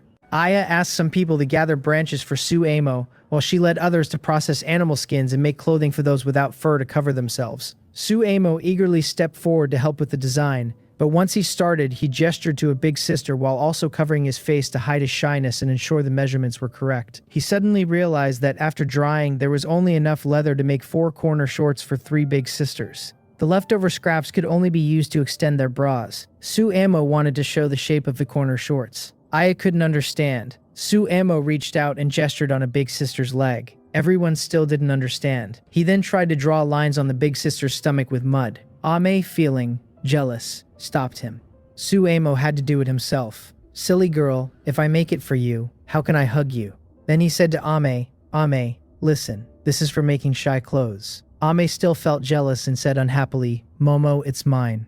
That jealous look. Suemo pointed to the beast costume on Ame and then withdrew his finger. He was afraid this silly girl would make him feel uncomfortable again. Seeing Ame's unhappy face, "If I make it for you, how will it be shy later?" Suemo sighed and said, "Then should I make Ame shy clothes?" "Yes." Ame happily smiled. At that moment, Suemo realized that Ame actually knew what he was doing, just couldn't express it. She wanted him to make her a dress himself. She felt upset if he made clothes for others instead, thinking that giving clothes to others but not to her meant he didn't love her. Aya also understood and said to Suemo, "Momo, make Ame shy clothes." She pointed to Ame's very short beast-skin skirt. "Honestly, it was that thing last night that caused her trouble." Suemo nodded. He started to gesture. Ame was very happy and let Suemo gesture freely. Soon, Suemo had Aya weave some tough, fine leather cords. He began cutting and sewing, making 2 small holes in Ame's original beast costume, extending the costume until it covered her navel. Then he wanted to put beast pants on Ame, but he felt it wasn't appropriate in broad daylight. Ame saw this and, being clever, carried Suemo back to the cave, sat on a pile of grass, and looked at him affectionately. Suemo was speechless, but he also knew that Ame wanted to put on the new animal pants herself. She patiently endured the excitement and helped tie them with a rope. Then she used a strap of animal hide to fix around Ame's neck and back. During this, Ame showed a happy expression, hugged Suemo, and even kissed him several times. Suemo remained patient, but she said, "Tonight, don't be shy, just hug." Ame responded with a kiss. After finishing, Suemo showed off Ame wearing the new animal hide to everyone. Ame held her head high, very proud, with a smile that couldn't be hidden. Her older sister looked at Ame's beautiful and well-fitting pants, feeling very jealous. There was no need to worry about exposing herself when squatting or walking, unless she took them off. Even jumping wouldn't cause them to fall, because they were tied with a rope to the strap of animal hide, which was stretchy around her neck and back. They were very secure and reliable. They also knew not to show shyness, especially in front of men, and even in front of women it was not allowed. This was a sense of shame they had learned since childhood. But Suemo's words changed that. Some people didn't think that way anymore. After all, she was too outstanding, and some couldn't help but want to show off or seek attention. Women also liked men, especially Suemo, who was strong, fair-skinned, and handsome. Aya watched very carefully, her eyes shining, and even reached out to tug at Ame's strap and pants. Ame held her head high, letting her touch, then proudly said, "Momo gave me shyness. So shy." Momo. Aya looked at Suemo, indicating she also wanted it. The other older sisters wanted it too, and they all stepped forward, calling out to Momo. Aya angrily stood up, using her height and strength, and said fiercely, "Aya wants it. Aya first." Momo gives Aya shyness first. For a moment, the usually gentle queen showed her true authority and dignity. She immediately subdued the eager older sisters. Everyone quietly stepped back, afraid to compete. Suemo quickly said, "Everyone will get it. Everyone will feel shy. Hunting. Hunting. Go see the traps. Hunt. Bring back what you catch, and I'll make you feel shy." Suemo looked at the time, thinking about the 20 traps. The animals in this rainforest are numerous. Even catching a few each day, it would take many years to catch them all. So he quickly picked up his spear and headed into the rainforest to check the traps. Everyone eagerly went into the jungle together. They all wanted to see such a beautiful scene. Suemo watched the enthusiastic older sisters walk into the forest, then looked back at Aya, who was 2.5 meters tall, and swallowed hard. Aya was very charming, with a full and well-balanced figure, making her the most beautiful woman. Now, trying to gesture with her was a bit awkward for him. "Momo, shy," Aya said, asking Suemo to gesture for her. Suemo decided to get into the mood and ignored everything else, focusing on making the pants first. He carefully cut the animal hide, trying not to waste any. He enlarged and lengthened Aya's bustier. He also made a 4-corner wrap for the hot pants, but Aya wouldn't be able to wear them yet. Fortunately, Ame also went out, eager to show off the new clothes Suemo made for her. Suemo looked a bit troubled and said, "Aya, shy, mountain cave." Aya nodded, feeling both shy and excited. If Suemo had just arrived, she wouldn't have let him get so close, or even made her feel shy. But since she knew Suemo was a kind and strong man who accepted her, she no longer had much defensiveness or hesitation. After all, when that day comes, she would only choose Suemo to sleep with her. Inside the dark mountain cave, Suemo carefully put on the animal hide, then looked at the abyss and Aya. He was momentarily stunned, but he quickly calmed down and carefully dressed Aya in her hide clothes. Aya was the queen of the main tribe, with a mature and charming appearance, and a calmer personality than others. For a moment, Suemo seemed to remember something. After helping Aya with her clothes and pants, he said, "Aya, wait a moment." Aya nodded, sat on a pile of grass and looked at her clothes and pants with satisfaction, like a little girl. They were sturdy and warm. Suemo then jumped into the fence, startling a group of insects that ate poison. Suemo was quick and sharp, catching a clumsy wild chicken with one hand and pulling out several feathers. He caught another wild chicken and also plucked a few feathers from it. After a while, he returned with a feathered hair ornament tied with grass rope. He showed it to Aya and smiled, saying, "Aya is the queen. This is a symbol of the queen and also of the main tribe." Suemo pointed to the hair ornament. Aya looked stunned and kept her eyes fixed on the feathered decoration. It was made of white, black, and red feathers. The three colors mixed together made it very eye-catching and pretty. Suemo tidied Aya's long hair and then tied the ornament onto her head with a rope. Because of the distance, Aya also caught a whiff of the fragrant scent of Suemo, and her heart beat faster. "All right, Aya, let's go out and take a look." Suemo led Aya out of the cave. They saw a beautiful, full-figured woman about 2.5 meters tall, wearing a feathered hair ornament that showed her status, a deer leather bustier and wolf fur shorts. Suemo was very happy with his design. "Aya, you look so beautiful." Suemo was praising Aya and also complimenting his own work. Aya blushed and smiled charmingly. "Thank you, Momo." At noon, everyone returned from the jungle to the main tribe. Suemo looked at the prey in everyone's hands and smiled. Ame held a small lizard, already skinned and cleaned. The other older sisters had 6 wild chickens and 3 black-gray rabbits. Suemo approached and saw that the rabbits were frightened and had died. They had no injuries, but their eyes had lost their sparkle. Rabbits die easily. They die if they don't eat well. Suddenly, the sounds grew louder. Dead, even thunder. Dead. When a rabbit was caught in a trap and struggled but couldn't escape, it would also die sadly. But its fur felt very soft and comfortable. It could be made into a bustier that would cover their large, full chests. "Aya, we have a lot of meat now," Aya suddenly said, pointing to the drying rack full of dried meat.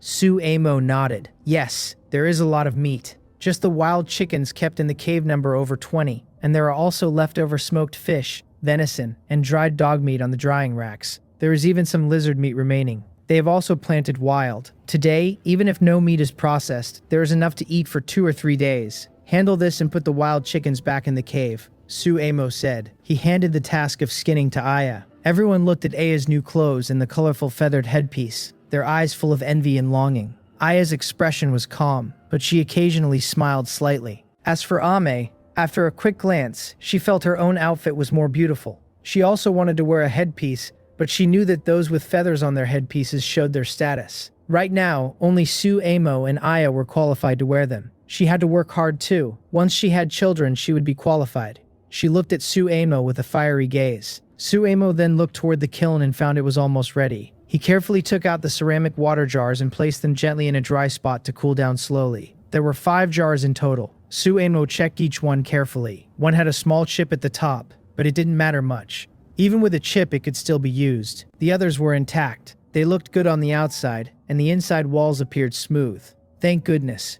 I hope everything goes well after they finish cooling this afternoon," Suemo said, feeling a sense of achievement. Aya and Ame came closer, curious about these 5 strange but uniform-looking objects. Aya asked excitedly, "Momo, what are these?" Suemo proudly replied, "Water containers. You put water in them. No need to go to the stream."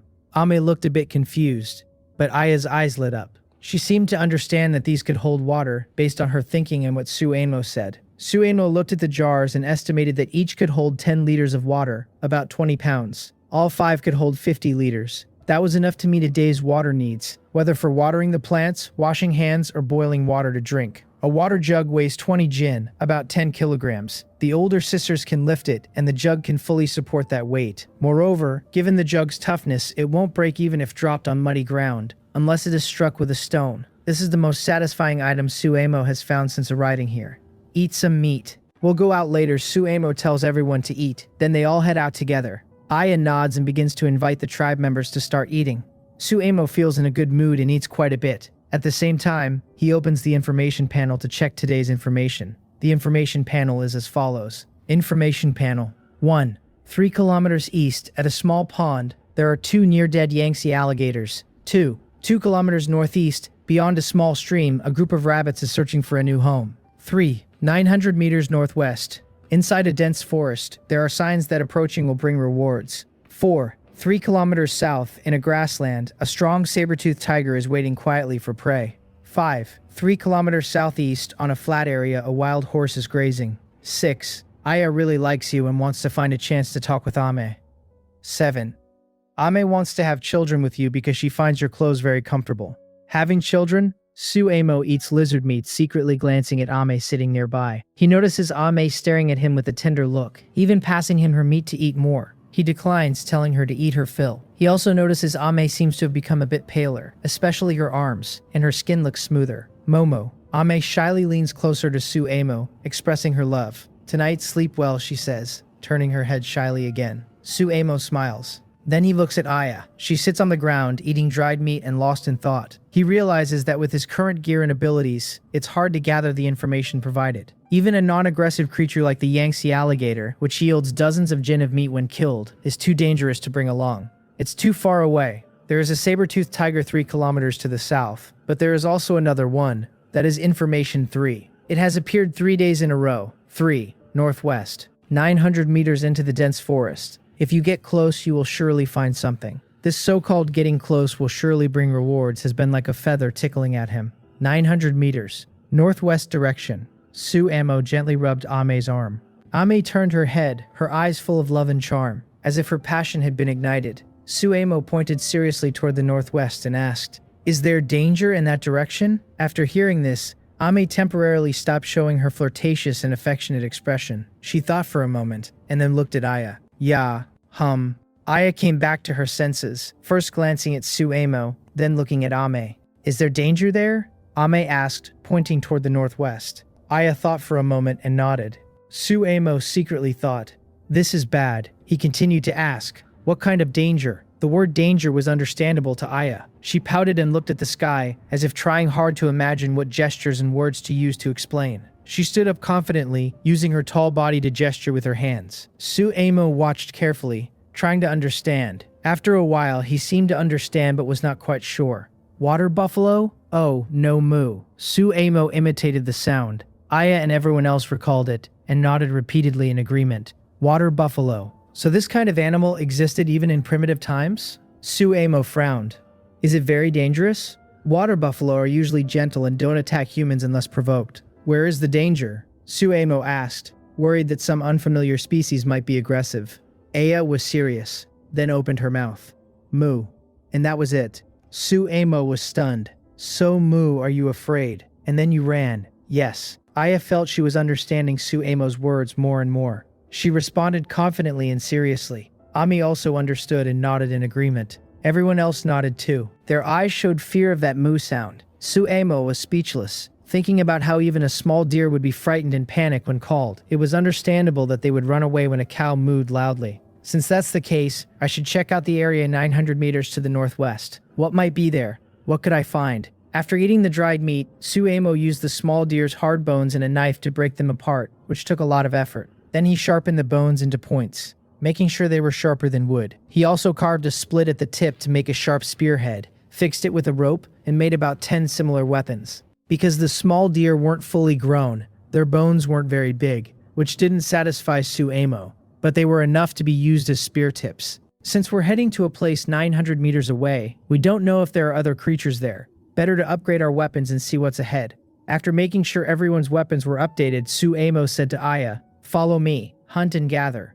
Aya didn't really agree with heading northwest. It was clear that the journey wouldn't be easy. But seeing Suemo's determined look, even her inner fear of mooing sounds became brave under his words and gaze. So everyone followed Suemo. Suemo thought these older sisters were quite contrasting. They were all over 2 meters tall, strong, and could carry dozens of pounds easily. But they were also very timid. But it wasn't entirely their fault. "I'll help you become braver." Suemo believed that with their good looks, excellent figures, and strength, as long as he guided them well and let them see the world, they could become even stronger. 900 meters? Suemo felt that the world was so big. Maybe the endless horizon was where he would truly go. Confident, Suemo used a compass to confirm the direction and led everyone northwest. The journey was difficult because there were no roads. Only bushes and fallen branches blocking the way. Sometimes it was open, sometimes dense. It was quite hard to walk through, but this did not stop Suemo from moving forward. He used his small knife to cut through the obstacles, carefully moving step by step. After each move, he would make everyone quiet so they could listen and check the surroundings. After walking for a while, Suemo quickly stopped and looked back at Aya, who was following behind. Spears. Give me one.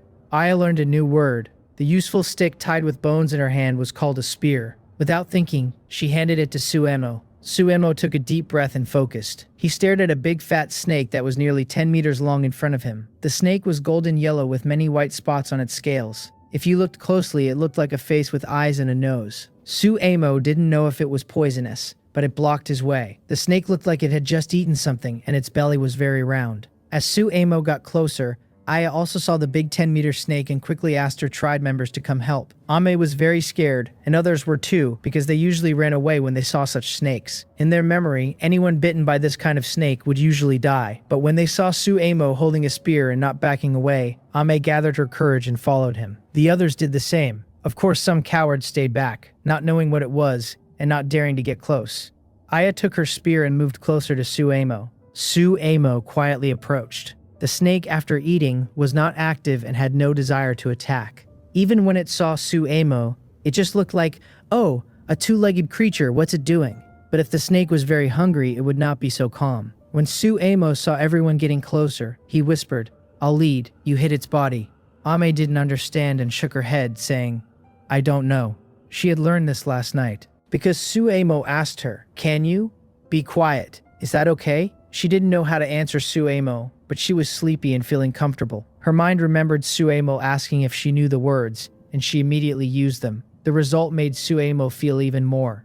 It felt very right, and it was very useful. Clearly, Suemo continued to explain, proving that Ame was right. It's just that sometimes she simply doesn't know, but sometimes not knowing can feel very peaceful. She isn't stupid, just sometimes unsure how to express herself with words. However, Ame understood her. She used language everyone could understand and said, Momo, hit here. We, hit here. This spot. This spot. Each time she said here, she moved to a different position and emphasized her spear. This time everyone understood.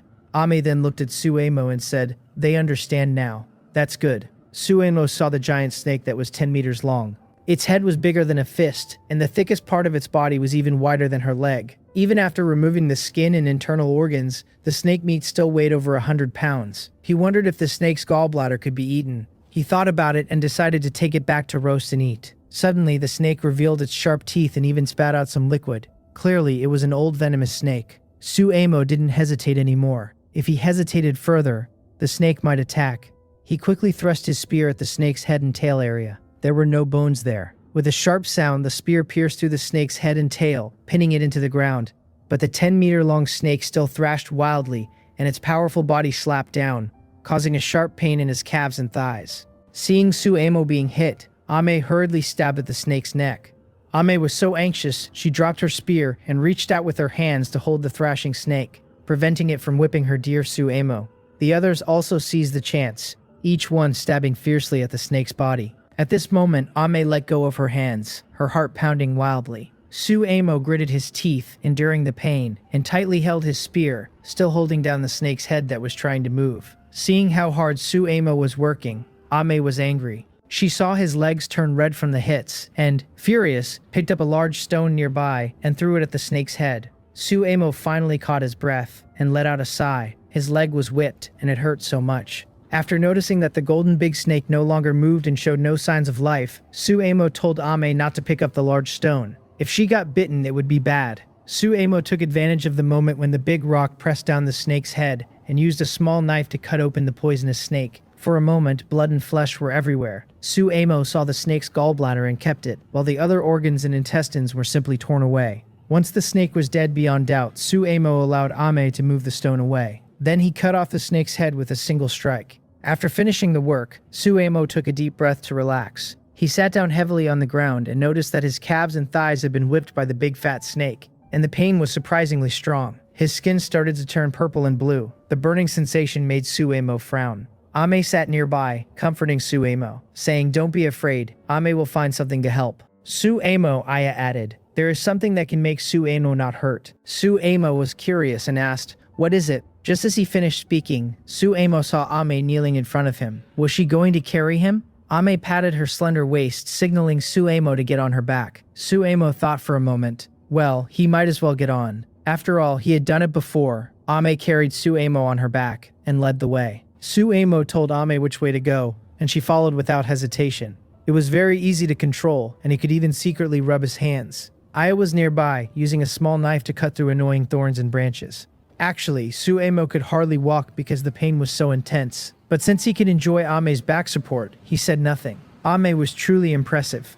Her body was tall where it needed to be, slender where it should be, with a figure like an hourglass that made people feel excited. Her skin was even a bit whiter than others, smooth and delicate to the touch. Primitive people probably didn't have skin this good, even more delicate and cleaner than some modern people. Suemo looked at Ame's shoulders and felt that, aside from her slightly weak-colored skin, she was very clean. Even when looking closely at Aya, Suemo thought her skin was very fine, healthy, not white but more delicate than a beauty filter could make it. So, is this considered another world? It seems that this is the only way to explain it. What confuses Suemo the most is that Ame doesn't have a strong body odor. Instead, she has a light fragrance that makes people feel more interested. Why was I so wild last night? It must be related to her scent. Feeling something strange against her back, Ame's face turned slightly red. She didn't say anything because she knew it was little Momo.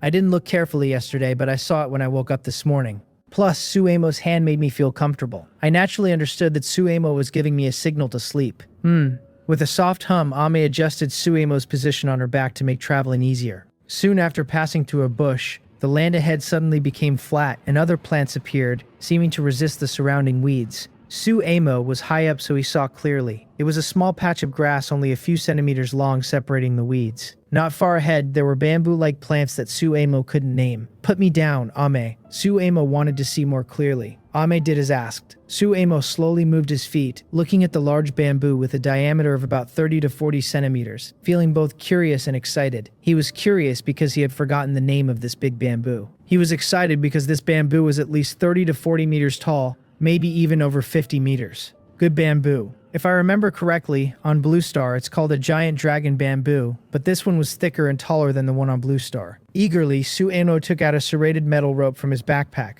A small knife couldn't cut through this bamboo, but a serrated metal rope could do it easily.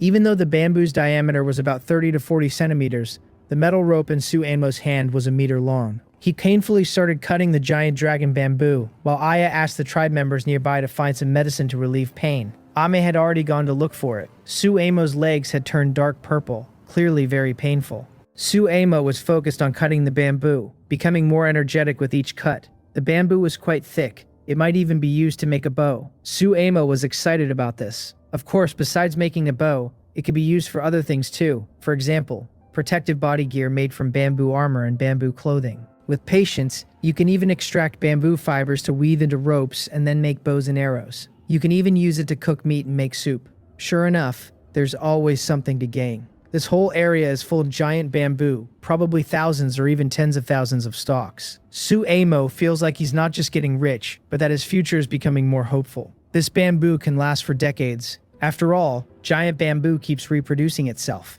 It grows about 20 meters tall in just 3 years. With the current production capacity and the population of the tribe, it probably won't run out even in 100 years, unless someone burns it all down. Suemo would never do that. After cutting for a while, Ame happily ran over holding a bunch of crushed herbs. Momo, look at this. She showed the herbs in her hand. Suemo couldn't recognize them, but under Aya and everyone's confident looks, he didn't think much. After all, they are locals. They know what can help if someone gets bruised. Momo, use this, Aya said. Suemo paused his work on the giant bamboo and took the cold herbs. He thought they should be applied to the injury. He placed them on his calf where it was bruised, and suddenly a cool, icy feeling shot straight to his heart. He was stunned. His body, which had been feeling a bit hot, suddenly cooled down a lot. The pain and burning sensation in his leg disappeared instantly. Curious, he peeled back the herbs, and what surprised him even more was that the bruise had faded by at least half. The large purple-blue patch on his calf was now less than half the size of his palm.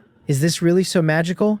Ame moved closer and asked, Momo, is it okay? It feels so good. So comfortable. Is this the same feeling he experienced last night? It feels so good, Ame repeated quietly. Suemo asked curiously, are there many of these? This is a divine medicine. If there's an external wound or bruise, just applying it directly to the injury can greatly reduce it. Now Suemo is sure that this place is definitely not Blue Star. Blue Star could never have such herbs with such obvious effects. Perhaps he is less knowledgeable, but Suemo feels that the chance this world is not the Blue Star world is higher. Things, Amy shows confusion. Amy understands what is being said. Many, we all use them. Suemo quietly remembers this herb. When he goes back, he needs to find out where to get it, so he can prepare for emergencies. After his calf feels almost healed, Suemo notices the green herb turning black. His calf also becomes smooth and normal again. He stands up and moves around. The pain and burning sensations disappear. Really amazing. Seeing Suemo return to normal, everyone feels more at ease. Suemo looks again at the giant bamboo. This thing needs to be moved back today. Thinking of that, Suemo starts cutting with all his strength, skillfully controlling the metal cutting rope. Soon the 40-meter-long giant bamboo collapses loudly. Suemo continues cutting another one, until each older sister is carrying a 5-meter-long bamboo. With another bamboo tucked under their arms, Suemo finally tells everyone to go home. There are nearly 55-meter-long giant bamboos in total. This is enough for him to make many things. But if possible, Suemo plans to go to a small creek tomorrow to check the terrain. He remembers that the creek is higher than the cave, and with the giant bamboo properly set up, then the water supply will be unlimited. Right? On the way home, Suemo feels excited and starts planning. The main tribe must keep growing, and it must be stronger than other tribes. Only then can he rise above the others and gradually move toward a leader system. Right now, the chief system is very primitive. That won't do. The older sisters are often abandoned and feared by other tribes, so they might as well live with him. Anyway, he's not afraid and quite happy about it. Hamami is very charming. She's a bit big but useful and fun. Suemo has already made a good plan in his mind, looking forward to the future, feeling very optimistic. Since he's here, he shouldn't let himself down. After bringing the giant dragon bamboo back to the main tribe, everything went smoothly. No other beasts or animals blocked the way. Suemo felt relieved once everyone returned safely to the tribe. Then, he looked at the lively older sisters carrying the golden giant snake and couldn't take his eyes off it. The golden snake was 10 meters long and thicker than his thigh. Its shed skin could be made into a beautiful set of clothes. First, Suemo asked the older sisters to put the snake on the ground preparing to skin it. But then, he remembered the snake's gallbladder hidden in his pocket.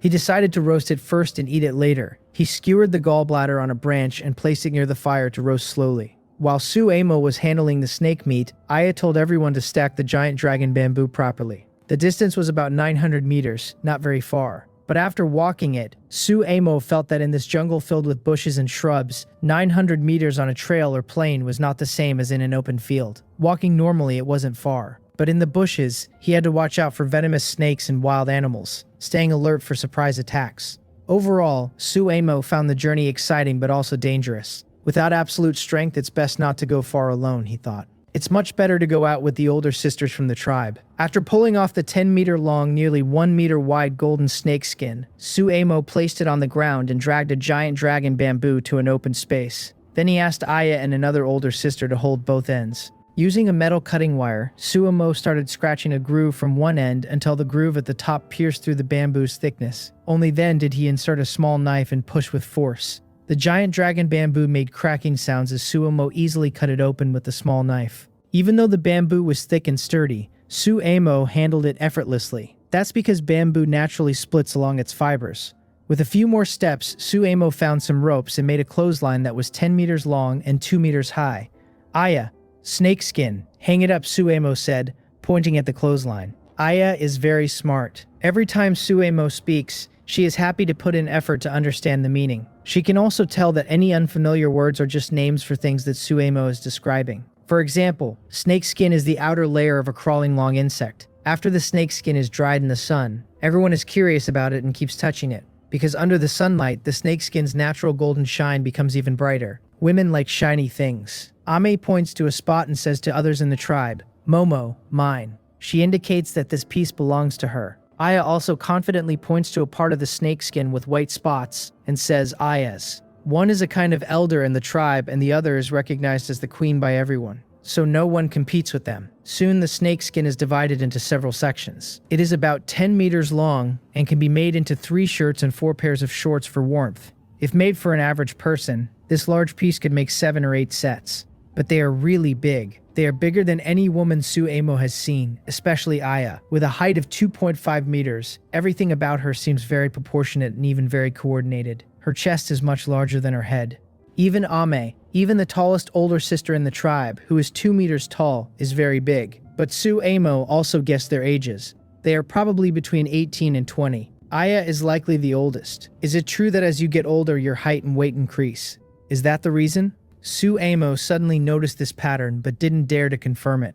And whether Aya is really 20, Suemo only judged from her demeanor, if he had to be sure. Anyway, he is certain that Ame is between 18 and 20. She looks very young, and this is her first time. Especially now, her skin is a few shades lighter than the others in the tribe. This makes her youthful elegance even more noticeable. Plus her ear fur, her voice, and the reason why Ame was in pain yesterday for a while. Suemo doesn't dare to think further, because others might be even younger.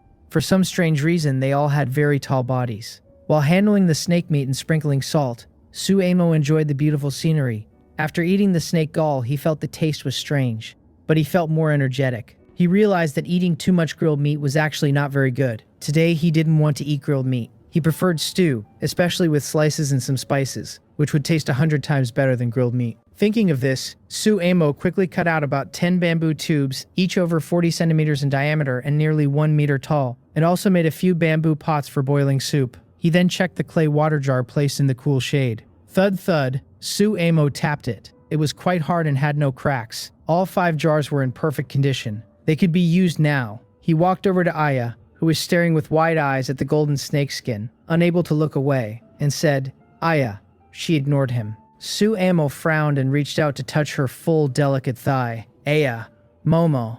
Aya finally reacted and looked at Suemo. "Take the bamboo tubes, bamboo pots, water jar, and water, and go to the creek." Suemo spoke clearly, pointing to the bamboo buckets, pots, and water jar, then indicating the direction of the creek. Aya was smart and immediately repeated his instructions. Her pronunciation was accurate and her eyes sparkled with understanding. She also realized that the bamboo bucket could hold a lot of water. This meant they wouldn't have to run to the creek every time they were thirsty. Even for washing, this bamboo bucket, almost as tall as her, was enough. No wonder Suemo wanted them to carry the bamboo back, even if it was hard. She led everyone to carry the water tools and headed toward the creek. Suemo still carried his backpack and planned to let the older sisters, who had nothing in their hands, check the traps. He also wanted to see if it was possible to divert water from the creek directly to the main tribe. If it was possible, it would be very convenient. They could even dig a fish pond and transfer the fish from the creek into it, creating a steady food source and ecological system. But this was a big project and might take several days. But anyway, Suemo was not afraid of this project. As long as it was possible, he was willing to try. Soon, when Suemo and the others reached the creek, Aya quickly stopped Suemo from getting closer. Because she was the tallest, had the best view, and could see farther. She was anxious and dared not make a sound, pulling Suemo back to stop moving forward.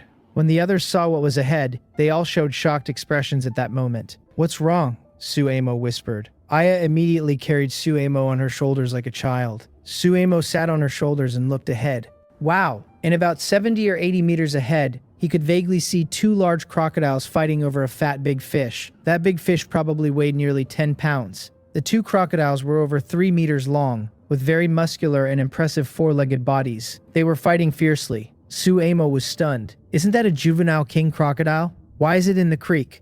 The 2 king crocodiles, each over 3 meters long, kept fighting each other without retreating. Suemo had some knowledge about king crocodiles. These 2 crocodiles, besides fighting over the big fish, were also claiming this territory. This meant that one of them would definitely die today, and it also meant both would fight to the end. No escape. This creek isn't very big, only about 4 or 5 meters wide, and at most 2 or 3 meters deep. Why don't you go to the big river instead of looking at this small creek? Is the big river too turbulent? Suemo looked at the scene, feeling a bit hesitant. Aya steadied Suemo on her shoulders, shook her head gently, and whispered, "Momo, go home." Her eyes showed fear. Looking back, everyone was trembling, some even too scared to look at the 2 crocodiles. Suemo fell into deep thought. Actually, if used properly, crocodiles are not so terrifying. Although crocodiles have strong biting power, they also have armor, like skin for protection, and they look very scary. But their movement is quite slow, especially with such large crocodiles. Even though these 2 king crocodiles have very thick and strong limbs,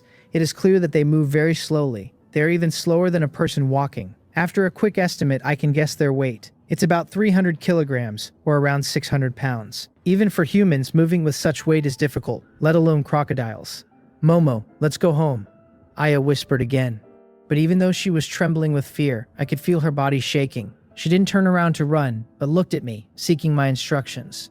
Honestly, I didn't want to leave because we still had to face these king crocodiles. Ignoring them would turn this small creek into their home, and we would become intruders. Sometimes they hide in the river, and these are just juvenile king crocodiles. The largest can grow close to 20 meters long. If one of them accidentally bites off my sister's leg, it would be a terrible loss. I didn't respond to Aya's fear. Instead, I started thinking about the crocodile's weak points. I had watched many educational videos and read some documents, so I knew a lot about them. After careful thought, I came up with a plan. Aya, I said. Momo, she replied. Tell my sister to go back and bring the snakeskin. Bring the snakeskin here, I emphasized the importance of the snakeskin. Aya didn't understand why it was so dangerous and didn't run away immediately. She wondered why she had to wait for someone to bring the snakeskin. She couldn't understand, but when she saw my confident look and tone, she silently looked back at everyone and pointed at Ame. Ame Momo needs the snakeskin. Bring it here. Ame looked at me. I nodded. Okay, she said. Ame and a few other older sisters ran back to get the snakeskin. I stayed sitting on Aya's shoulder. She felt uncomfortable because I was quite heavy. I am 2.5 meters tall, but I don't have unlimited strength. That's why I get scared when I encounter wild animals. I would have punched them away long ago. I kept a close eye on the two king crocodiles, waiting for the right moment. A few minutes passed. Ame and another young lady returned quickly, running the whole way. Ame was very tired, but since she knew Su Amo wanted her to do this, she didn't stop. Su Amo told Amy to rest where she was. A few more minutes went by. The two giant crocodiles only bit each other a few times. Most of the time they just looked at each other, not really attacking. In fact, they weren't attacking anymore. Because they are so big, each sudden rush and bite used a lot of energy. After a fierce fight, they were both very tired. That's why when hunting, crocodiles don't attack head-on but try to surprise their prey. If they can bite and kill with one bite, they won't let go. Luckily, both giant crocodiles still had strong fighting spirit. Neither wanted to give up. After half an hour, both crocodiles had injuries on their lips, heads, and legs. But they still faced each other, not backing down. Momo, Aya is tired. Aya looked tired. Her eyes showed that her shoulders were sore, and her face was red and shy. Suemo realized he had been sitting on her shoulder for over half an hour, watching the fight happily while her legs were sometimes sore. That's not very polite. I'll get down, Suemo said with an apologetic look. Aya gently helped him down. Ame then took her turn. She loved being close to Suemo, especially after last night's closeness. She wanted Suemo to hold her. With Ame, she could be a little more playful. Suemo sat on Ame's shoulder, occasionally swinging his legs. He knew the two giant crocodiles' fight was almost over, and he was just watching and waiting for the best chance, without any danger. Surprisingly, he felt that compared to the tall, strong, and full-figured Aya, Ame's arm strength and endurance seemed even better. Was it just an illusion?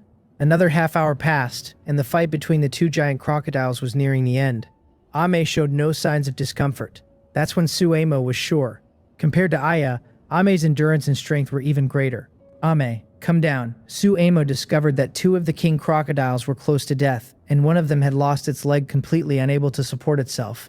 Ame put Suemo down, her breathing becoming a little hurried. Ame smelled nice, and he liked it. He quietly said, "Tonight, let's hug." Suemo looked at Ame, whose breathing was heavy and full of affection. Snakeskin. Suemo took the snakeskin from Aya, draped it over his shoulders, tucked it into his pants, and after a moment of tidying up, he was completely wrapped in the snakeskin, with his limbs unaffected. The reason for doing this was not because snakeskin had protective power. It was because king crocodiles are afraid of creatures with golden scales. It's that simple. When frightened and weak, even a king crocodile would become a small, vulnerable creature at the bottom of the food chain. Suemo picked up a bone spear and held it firmly, then looked seriously at Aya, Ame, and the other tribe members. He said sternly, "Fight here. Keep your eyes open, then retreat." He pointed to the eyes to emphasize. Aya immediately began explaining to the tribe members. Suemo asked again, and when Aya nodded with a serious expression, Suemo felt reassured. He didn't expect these older sisters to unleash some ancient powerful force. He just hoped they wouldn't foolishly attack the crocodile's armor with their bare hands. The crocodile's weak point is its eyes. Stab into the eyes. The crocodile will feel intense pain and thrash wildly. Under the severe pain, it might become exhausted or even faint. At that moment, Suemo would use his sharp modern knife to cut open its belly to execute the king crocodile, or two of them. Together, they probably weigh over 600 kilograms. Even after removing the skin, internal organs, and bones, if preserved and processed properly, it could feed the entire tribe for 10 days or more. At this moment, Suemo felt a surge of heat and fighting spirit. He stood very straight, feeling that after eating that golden snake gall, he had reached his peak state. He even felt strong enough to defeat Ame. Roar. Take this move. Roar. Just so. Two king crocodiles now have each other's legs damaged. They just fought again and are now resting. They probably need 5 to 10 minutes to recover, and they might not attack during this time. Seeing this, Suemo quickly told everyone to follow. Now that the crocodiles were too tired and badly hurt, it was a perfect chance to act. Everyone headed toward the small stream. Even though they saw the huge crocodiles over 3 meters long, it didn't run away because the one leading the charge was Suemo. The strong Suemo gave the tribe courage, brought good luck and lots of useful things. Following Suemo would surely bring rewards. As the tribe's queen, Aya deeply believed this, and Ame, who brought Suemo back to the tribe, trusted him unconditionally. So even though it was their first time facing such big wild animals, they held their weapons tightly and moved closer to the two injured king. Crocodiles under Suemo's lead. The distance of dozens of meters was quickly shortened. Suemo was at the front. From far away, he thought the crocodiles looked normal, but now that they were closer, Suemo felt a little scared by their rough skin and their terrifying, deep-looking eyes. They are afraid. They fear me. Suemo encouraged himself, wearing golden snakeskin armor. The two king crocodiles trembled and looked at Suemo with suspicion. Suemo didn't hesitate. He raised his spear and charged forward, shouting, his eyes cold as ice. The crocodiles were already tired and badly hurt. They tried to crawl away, but their back legs, numb and useless, couldn't support them. They wanted to escape, but Suemo didn't give them a chance. With a loud splash, he stabbed his spear into one crocodile's eye. Blood started to flow out, and the crocodile roared with its mouth wide open. Ame, even though terrified, followed Suemo and also stabbed her spear into the other eye. Ame stepped back, and Suemo fought fiercely, since the crocodile was about to make its last struggle. While pulling Ame back, he also looked at the other crocodile. That was Aya leading the attack. Aya accurately stabbed into the eye, and so did an older sister. Then they were scared away by the roaring king crocodile opening its mouth. Suemo quickly shouted, "Come back, don't scatter, don't be afraid. This was just a tactical retreat, not a retreat home." Under Suemo's loud shout, everyone nervously stood behind him, all staring at the constantly rolling and roaring king crocodile, too scared to speak. 1 minute passed. The king crocodile was still rolling, but its movement slowed down. 2 minutes. Two king crocodiles, smelling each other, collided and started to bite randomly, using their last strength to fight desperately. After 3 minutes, the battlefield was quiet, except for the sound of the stream flowing. There was no more roaring or breathing from the crocodiles. Suemo's heart was pounding, his whole body felt hot, and because of the snake gallbladder, his body temperature had risen quite a bit. He thought if only he hadn't eaten the snake gall earlier, he could save it for tonight. But after confirming that the crocodiles only had breath left and no other movement, Suemo threw his spear again. The king crocodile showed no reaction. It had fainted. Now's the time. Suemo held a sharp small knife. Thanks to Blue Star's advanced forging technology, this small knife could cut open a crocodile's belly or cut steel wires without a scratch or mark, just like a regular kitchen knife. Ignoring Aya and Ame's attempts to stop him, he charged toward the two crocodiles. Suddenly, he stabbed the small knife fiercely into the head of one crocodile. Splat! The sharp tip of the knife even shattered the bones, destroying the brain tissue of the crocodile. Suemo pulled out the knife, saw that the crocodile didn't react, and then looked at the other one, repeating the same deadly stab. Splat!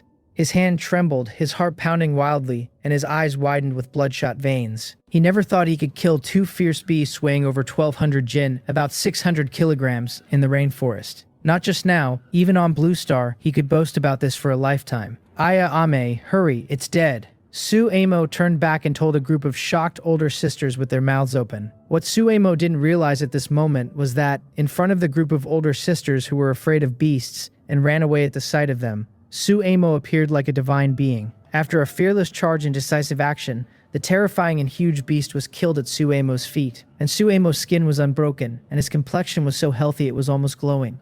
At this moment, his bravery, strength, and strong male energy kept inspiring these full-figured older sisters. Momo, you're amazing. Hurry up, skin it, cut it up, and bring it back to the main tribe. Suemo looked at the group of silly older sisters and couldn't help but smile as he urged them. Ame's eyes were full of admiration for Suemo. When she saw him waving at her, she ran toward him as if pulled by a string. Aya also moved quickly to help after she made a move. The crocodile weighed thousands of pounds, so they had to carry it several times. In the afternoon, Suemo looked at the dried crocodile meat and the large piles of bones and couldn't help but smile. Most of the people in the main tribe also occasionally chuckled happily. Seeing so much smoked meat, tough bones, and 2 large crocodile skins. Not smiling would mean they were probably very sad. Of course, what made Suemo smile even more were 2 pots of stew with salt, slices, and some spices. Thanks to the mud protecting the bottom of the bamboo pot, it didn't directly contact the fire, but it still boiled.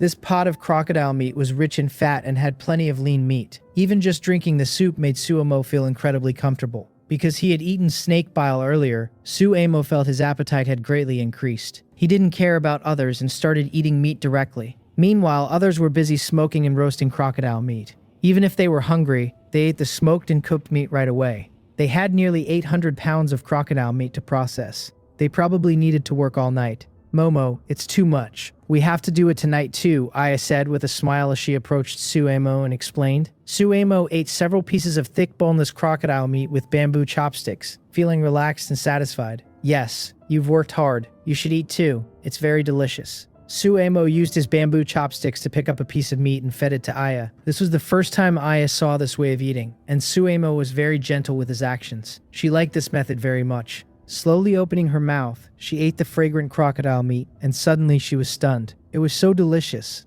But when Ame saw this intimate scene, she felt jealous. She walked up to Suemo and also wanted to eat. Suemo was already excited, and at this moment, seeing Ame's pure and delicate skin along with her rounded hips and full figure, he took a piece of crocodile meat and gave it to Ame. Then he quietly said, "Cave, hug, sleep."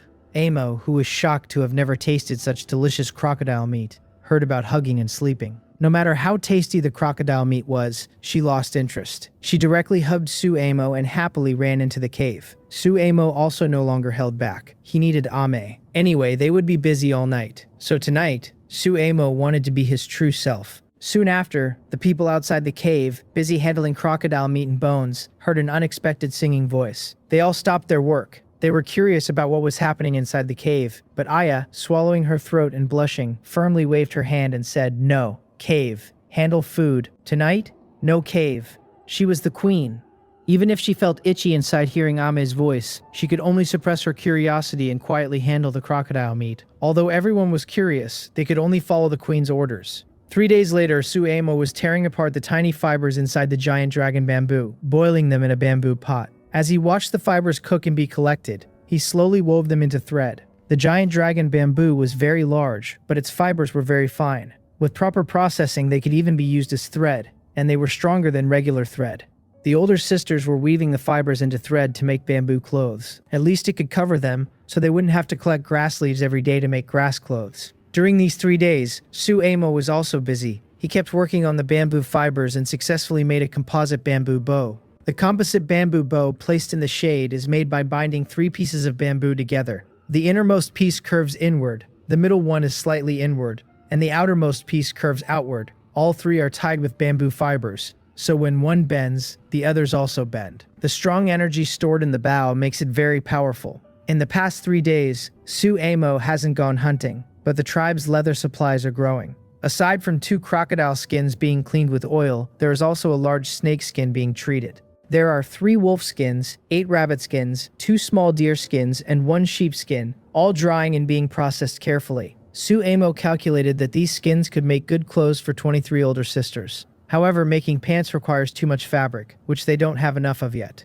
There's also a problem. There's so much meat, but it can't be eaten all at once. Even after smoking and drying and storing in bamboo tubes in the shade, it only lasts 7 days. 7 days isn't enough to finish it all. Feeding it to wild birds isn't a waste, and making traps is good too, but it still won't be enough. If I had salt, whether from a salt spring salt mine or salt lake, I could find a way to extract clean fine salt. But right now, based on the daily information panel, Suemo is quite sure that within a 1-kilometer radius of the tribe, there are no salt sources. Salt is very much needed for the tribe. Suemo stopped working and went to the bamboo pot, where goat was simmering. He added some salt and slices. The rich goat broth started boiling, and the aroma was very tempting. It smells so good. Momo. After tasting the soup, Suemo put down the bamboo spoon and looked, slightly trembling, to the side. He saw Ame has become whiter. Not only that, her skin is now even more delicate and clean than with foundation, with tiny pores. It's beyond scientific explanation. Suemo felt that although he was feeling empty inside, his strength, body, mind, and endurance had all greatly improved. Before, lifting 100 pounds was very difficult. Now he could carry 100 pounds with his legs for over 2 hours. Momo, I love you. This was a new phrase Ame had learned. She could now say it smoothly without stopping. She had been practicing a lot these past 3 days, so it felt natural and easy. Suemo gently said, Ame, rest now. The tribe has many things to do.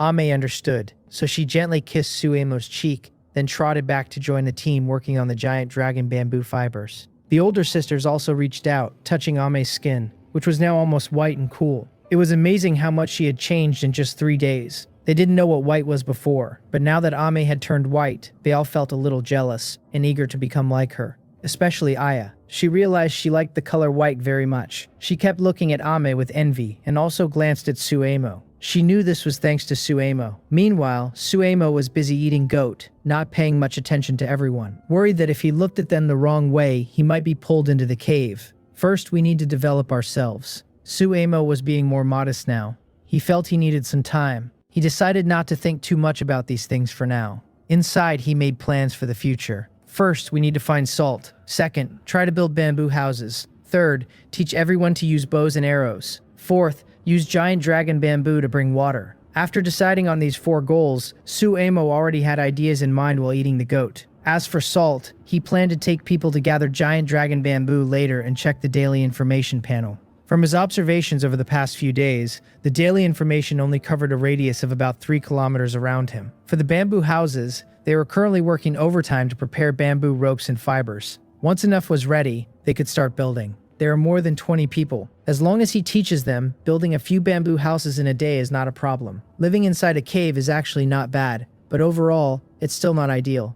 After all, yesterday Aya watched very carefully, which made him feel quite awkward. Suemo knows Aya is learning, but he's not used to it, so giving everyone their own house is an important step. Third, teach everyone to use bows and arrows. This can't be rushed. After making bows and arrows slowly, they can practice gradually. Fourth, collect giant dragon bamboo to bring water. Let's do it later. Cut some giant dragon bamboo, then check the daily information panel in the bamboo forest to see if there's any news about salt. Suemo remembers Aya said there are water buffaloes to the northwest, and such large water buffaloes wouldn't grow so big without salt support. So salt is very likely to be in the northwest. Once the direction is confirmed, Suemo feels confident. He is sure he can grow the main tribe bigger and stronger. He will become the strongest and most powerful leader of the tribe. But there's also a question hidden in Suemo's mind. Are the older sisters of the main tribe really humans? Humans probably wouldn't reach such a level. And that child, does it mean there are no humans? Suemo remains skeptical about this. He also needs to find time to ask Aya and Ame about their previous tribe and what kind of place it was.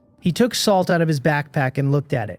There was less than 300 grams of salt left from the original 500 grams. I hope this time we can find the source of the salt. Suemo took a sip of clean water, feeling his thirst ease, then put on his homemade composite bamboo bow. He also told the older sisters who had eaten well to bring dried meat and bamboo spears. The distance was 900 meters. It wasn't far, but good preparation was necessary. No one knew what wild animals might block the way. After making sure they were ready, Suemo asked Aya to walk at the front because she was tall and had a good view, able to see over the bushes. If anything happened, she would notify him so he could decide how to respond. Once they started, they followed a faint trail they had used before.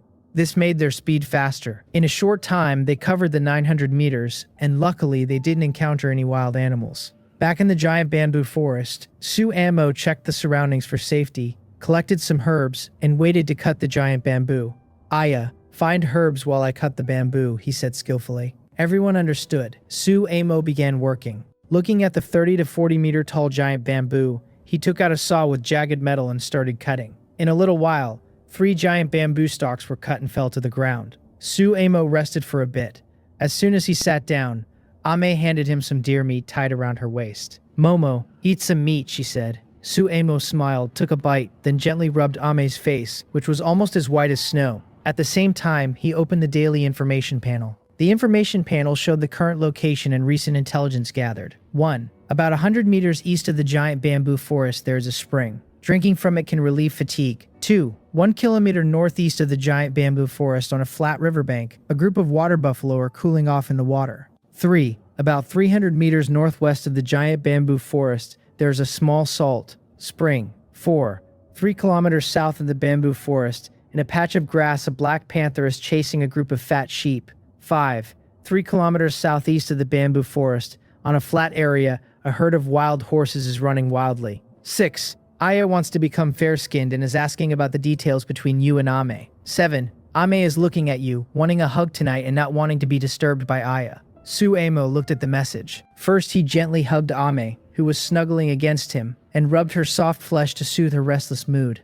Then, he became more excited as he read the message. A salt spring, and a spring that can relieve fatigue. Suemo knew this world was definitely different. If you judge the resource points based on the geography of Blue Star, that would be wrong, because this place is not Blue Star. And it's not the Blue Star of the past either. It's an independent place, with resource distribution even surpassing the total of the old Blue Star. Otherwise, how could there be over 20 traps and animals hunted every day? That doesn't make sense. Plus, many animal species Suemo has never seen before, which naturally made him suspicious. And with Ame, who smells so nice beside him. At first he thought most tribes were primitive people, but after actually interacting he realized he was the primitive one. They seemed like evolved humans. Tall, clean, with smooth, delicate skin, even stronger than himself. This is not an illusion. But anyway, Ame, don't play tricks on me. Ame, you can't do that. Suemo let go and told Ame not to do this. Ame blushed and showed a mischievous smile. After eating the deer meat, Suemo looked toward the salt spring and the fatigue relief spring. Aya! Suemo shouted loudly. Aya gathered everyone, then approached him. Suemo tidied up and asked everyone to move the cut giant bamboo to the designated spot. 23 older sisters, all over 2 meters tall. Together they worked hard, and moving the giant bamboo, about 40 to 50 meters long, was very easy for them. The land here is higher than most of the tribe. Suddenly, Suemo decided not to get water from the stream anymore. Instead, he would direct the water flow from the giant bamboo. But why not just move the bamboo forest directly? Suemo thought about it. This area has many resources, but he and Ame and Aya are not familiar with the surroundings. The tribe's current cave is still a good place to hide from heavy rain.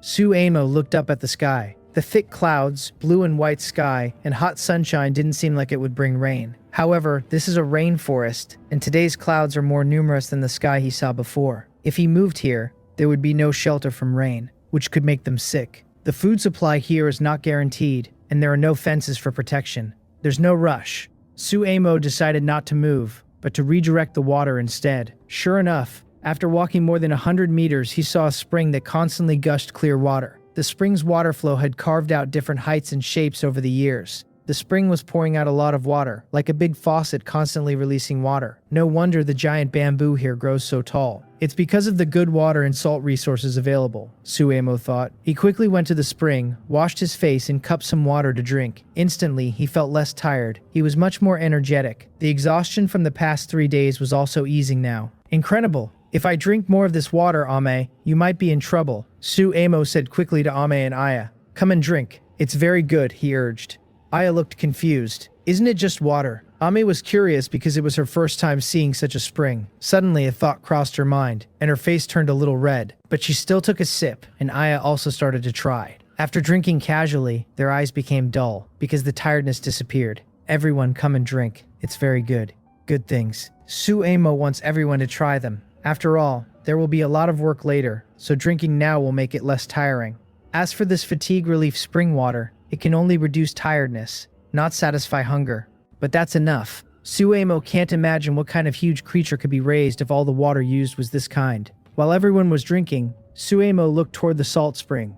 That place is also very important. Enough salt can help preserve food longer. By carefully refining and processing, turning it into fine salt, then marinating and smoking meat, or putting it into bamboo tubes, or hanging it in cool places to dry, it can last at least a month or two. After confirming that the fatigue relief spring water was safe to drink, Suemo went to the salt spring. At that moment, an older sister was looking at a salt spring hole smaller than the fatigue relief spring. She hadn't had enough and was about to take another sip, acting like a little glutton. But Suemo stopped her. He took out a water bottle and told her to drink this instead, explaining, "You can drink this water, but not that one." The older sister seemed to understand but was a bit confused. Since she had the water bottle, she didn't drink the salt water from the spring. Aya was puzzled and pointed at the salt spring. Momo, why not? Suemo organized his words but found it hard to explain the role and taste of salt. So he took out some tobacco from his backpack. Everyone knew that whenever Suemo cooked, adding this tobacco made the meat especially delicious. Then he asked Aya to squat down and poured a little salt into her palm, signaling her to eat it. Aya trusted Suemo completely. If it was anyone else, even a tribe member, she wouldn't touch or eat something unfamiliar. But if it was Suemo, she would. Including Ame, who pouted with jealousy. Since Ame turned almost as white as snow, her fair face and red cheeks became even more noticeable. She walked over to Suemo and reached out for some salt. Suemo thought to himself, "Silly girl, this is salt. Why do you want to eat everything?" Helpless, he poured her a little salt too. She swallowed it in one bite. Then her face suddenly changed. Pop, pop, pop. A cute, clean tongue spat out salt grains and salty water, making people want to laugh. Compared to Ame's look, Aya, even if her mouth felt uncomfortable, kept tasting carefully, because her thinking was a little different. Although salt was very salty, she remembered clearly that the best goat she had just eaten was so good because of this thing, which made her energetic, strong, and in a good mood. So, Suemo's idea was that this salt spring could turn into these small white grains? Momo, meat, is it this? Aya guessed. Suemo smiled. Aya was really smart. Just a little hint, and she knew what it was. Yes, this thing is called salt, and this is called salt water. Salt water. Aya remembered this thing, and Ame also tilted her head, memorizing it in her mind. Although she didn't like eating it, adding a little when stewing meat was still pretty good. Tasty, Momo, is amazing. He noticed Ame's eyes looked strange, so Suemo quickly shook his head to stop her from thinking too much. Of course, it wasn't entirely Ame's fault. After this small interruption, Suemo started his work for the day. He first set up the giant dragon bamboo as pipes. There were 2 pipes, one for fatigue relief spring water, and one for salt water. Both were sources of life. Not a single one could be missing. After a lot of effort, the 2 2-meter-long pipes were finally installed just before sunset. But no water flowed out, because the bamboo joints of the giant dragon bamboo weren't connected. 2,000 meters of bamboo joints to connect? That's a big project. Suemo sighed, looking at the 2 pipes that looked like blue-green dragons. But finally he smiled. No matter what, as long as they connected it, everything would get better. Momo, tired, hungry. Aya, exhausted, wiped her mouth, and the older sisters behind her also looked tired. Even after drinking fatigue relief spring water, they still couldn't shake off their tiredness. They were hungry. After a long day of work and moving things many times, Suemo could understand.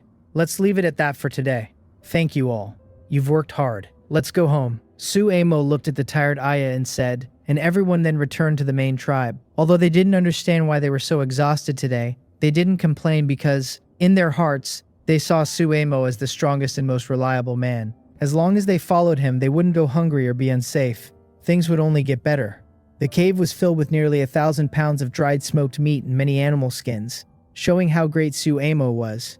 On the way back, Suemo also found a lost water buffalo from a herd. Everyone was scared because the water buffalo saw the 2-legged creatures and immediately let out a loud moo. Moo. Even Aya was frightened by this sound. When Suemo recognized it was a water buffalo, he was also amazed by its size. About 2 meters tall and 4 meters long, it probably weighed more than a car. Momo, scared Aya and the other older sisters, gathered in fear, and even Ame clung close to Suemo. Seeing that the water buffalo didn't seem aggressive, Suemo calmed himself and said, "Don't be afraid. The moo isn't dangerous. The moo isn't scary, not dangerous." Aya, though still scared, understood what Suemo meant. Suemo nodded confidently but felt a little disappointed. This water buffalo was too big and its leather looked very tough. His bamboo bow and arrows wouldn't be enough to kill it. Even if he tried to fight with a sharp knife, the buffalo's stamina and strength could kill him. Even the older sisters, brave enough to stab the buffalo with bamboo spears, would likely be hurt by its horns and have to retreat.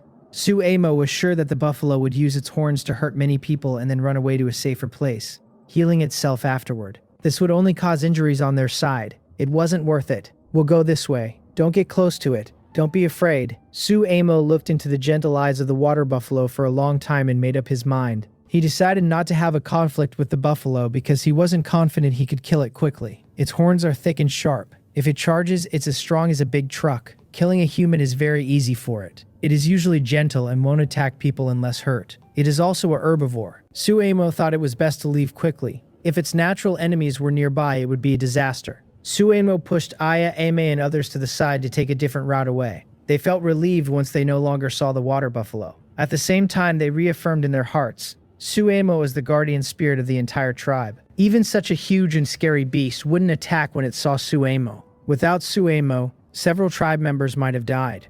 After returning safely to the tribe, everyone looked at Suemo differently. Ame believed that bringing Suemo back was the best decision and a blessing for the tribe. Aya thought that listening to Suemo was the right choice. Other tribe members also felt that accepting Suemo into the tribe was the best decision they had ever made. "Eat meat, eat," Suemo said happily, pointing at 2 pots of tender, cooked goat, far from danger. She also looked at Ame with a strange expression. Ame pursed her lips, blushed, and said shyly, "Momo." Suamo knew this silly girl would say that. "You little glutton." In the morning, everyone was busy processing dried wild game and caring for their furs. They also checked the traps and greeted the older sisters who returned. After an afternoon and a night, the hunting results were quite good. They caught wild chickens, 3 sister, and even found dead snakes and rabbits. Everyone was very happy with today's harvest. Ame was also happy. After waking up, she didn't wake Suemo, but quietly looked at the top of the cave, watching her skin change color, so white. Ame looked at her arms and hands, then happily hugged Suemo. She felt Suemo move slightly. She looked at Suemo with hopeful eyes, waiting for him to wake up. Momo. Suemo woke up, looking at the light inside the cave. He felt very tired. "This was all because of Aya. You said you would learn. So why did you try tasting and even stirring up trouble?" Momo. During the day, Ame shyly pointed at the light in the cave while her plump legs were relaxed. Only then did Suemo breathe a sigh of relief. Momo. After getting up and leaving the cave with Ame, Suemo didn't think much. He saw the roasted goat and ate it all in one bite. He could feel the fat and lean meat rolling in his mouth. That's when Suemo started to feel alive again. Ame picked up a bamboo tube filled with water, returned to the cave, washed up, and then joined the team handling the animal pelts. "Ame, you are so fair. Such fair skin, Ame. White and fragrant." Everyone praised Ame happily. She was both pleased and shy, secretly glancing at Suemo. When she saw Suemo looking at her, she became even more shy, lowering her head like a bashful girl while working on the pelts. Suemo looked carefully. Under the sunlight, Ame really looked very fair and pale now. Her long, full legs were white as jade. Even her feet, walking on the muddy ground, remained soft and white. Her face had a rosy glow, delicate as if it could drip water. Suemo was sure of one thing.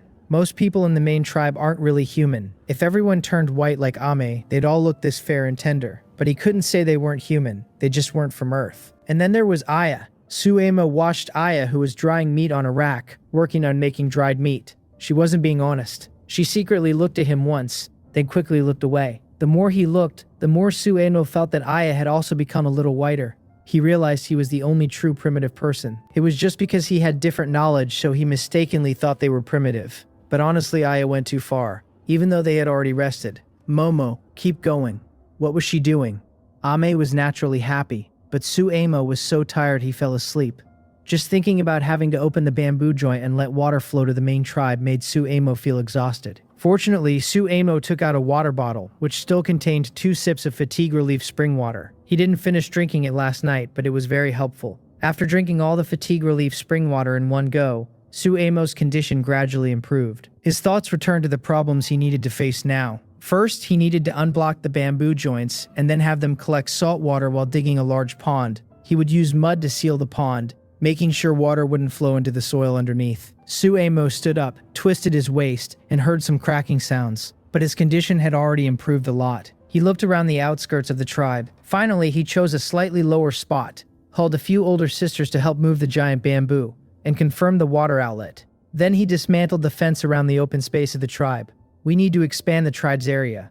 There are many things to do today." Suemo called Aya and started planning today's work. First, he needed to clear a large open space, pulling out weeds and small trees from the jungle. If there were plants with rhizomes, they should be kept and set aside. Next, Suemo handed the engineer's shovel to Ame. Ame looked at the shovel with a blank expression, feeling the wooden handle. Suemo patiently taught Ame how to dig, because he was sure that in the whole tribe, the strongest and most enduring person was Ame. She was the best at it. Well, she was the most capable. Even Aya, who was 2.5 meters tall, was not as strong as Ame. Sure enough, after learning how to shovel dirt, Ame worked like a digging machine. With a sudden burst of strength, 2/3 of the shovel, including the wooden handle, sank into the mud. She also used her smooth white feet to stomp the shovel forcefully, loosening the soil, then pulled it out and easily tossed the dirt aside. When she saw worms and small insects, she would use a piece of wood to kill them and set them aside. She started working very skillfully. In no time, she dug a hole more than a meter deep. After arranging for Ame to dig and Aya to handle the weeds, Suomo picked up a small knife and some metal cutting wire to make a bamboo shovel. Since the giant bamboo's diameter was mostly over 30 or 40 centimeters, he could shape it slightly to make a shovel. Ame is very capable, but she shouldn't dig the soil alone. A total of 23 older sisters went, so they needed to share the work fairly. An hour passed, Suemo made 6 bamboo shovels and gave them to 6 older sisters, teaching them how to use the shovels to help share Ame's workload. Then he decided on the depth, about 1.6 meters. He drew the area with wood, roughly the size of a basketball court for the fish pond. It's not small. After planning this, Suemo asked Aya, who had finished removing weeds, to take 10 sisters and expand the fence area. He also gave her a small knife which she could use to cut bamboo for the fence, then secure it with bamboo ropes. Aya nodded happily and took the sharp little knife. She liked Suemo's small knife very much. It was very useful. Once the fence area was set, Suemo quickly went to the pile of crocodile bones. He picked some hard bones and used metal wire to make small saw teeth. He placed the bone pieces on wood. Then with another sister on each side, they used force to rub and cut the giant bamboo. Soon, the bamboo was easily cut open. Suemo smiled and stopped cutting. Now, I don't have to do it alone. Everyone can join in, and I can relax a bit. He used the bone saw to cut the bamboo, making a small hole in the surface that could fit a bone, then poked inside with a sharp bone to break through the bamboo segments, opening the internal space. This way, water could flow through. After making several more bone saws, Suemo led 8 older sisters away from the tribe toward the giant bamboo forest. Today at least one pipe is opened. Arriving at the giant bamboo forest, Suemo first took a big sip of fatigue relief spring water. Feeling that everything lost has returned, Suemo felt ready again. Tonight, never mind. Focus on the future, don't get stuck on this. There are many things to do ahead. Suemo shook his head. Temporary setbacks are okay. He would seek revenge when the time comes. After finishing his thoughts, Suemo began teaching the 8 older sisters how to saw the giant dragon bamboo. Once they cut a small opening, they could use a pointed bone to poke and break the bamboo into roughly equal pieces. It proved to be effective. They were very smart. After just one demonstration, they could do it on their own. They were also very hard-working. Seeing how diligent these older sisters were, Suemo didn't slack off either. He joined in the work of processing the bamboo segments.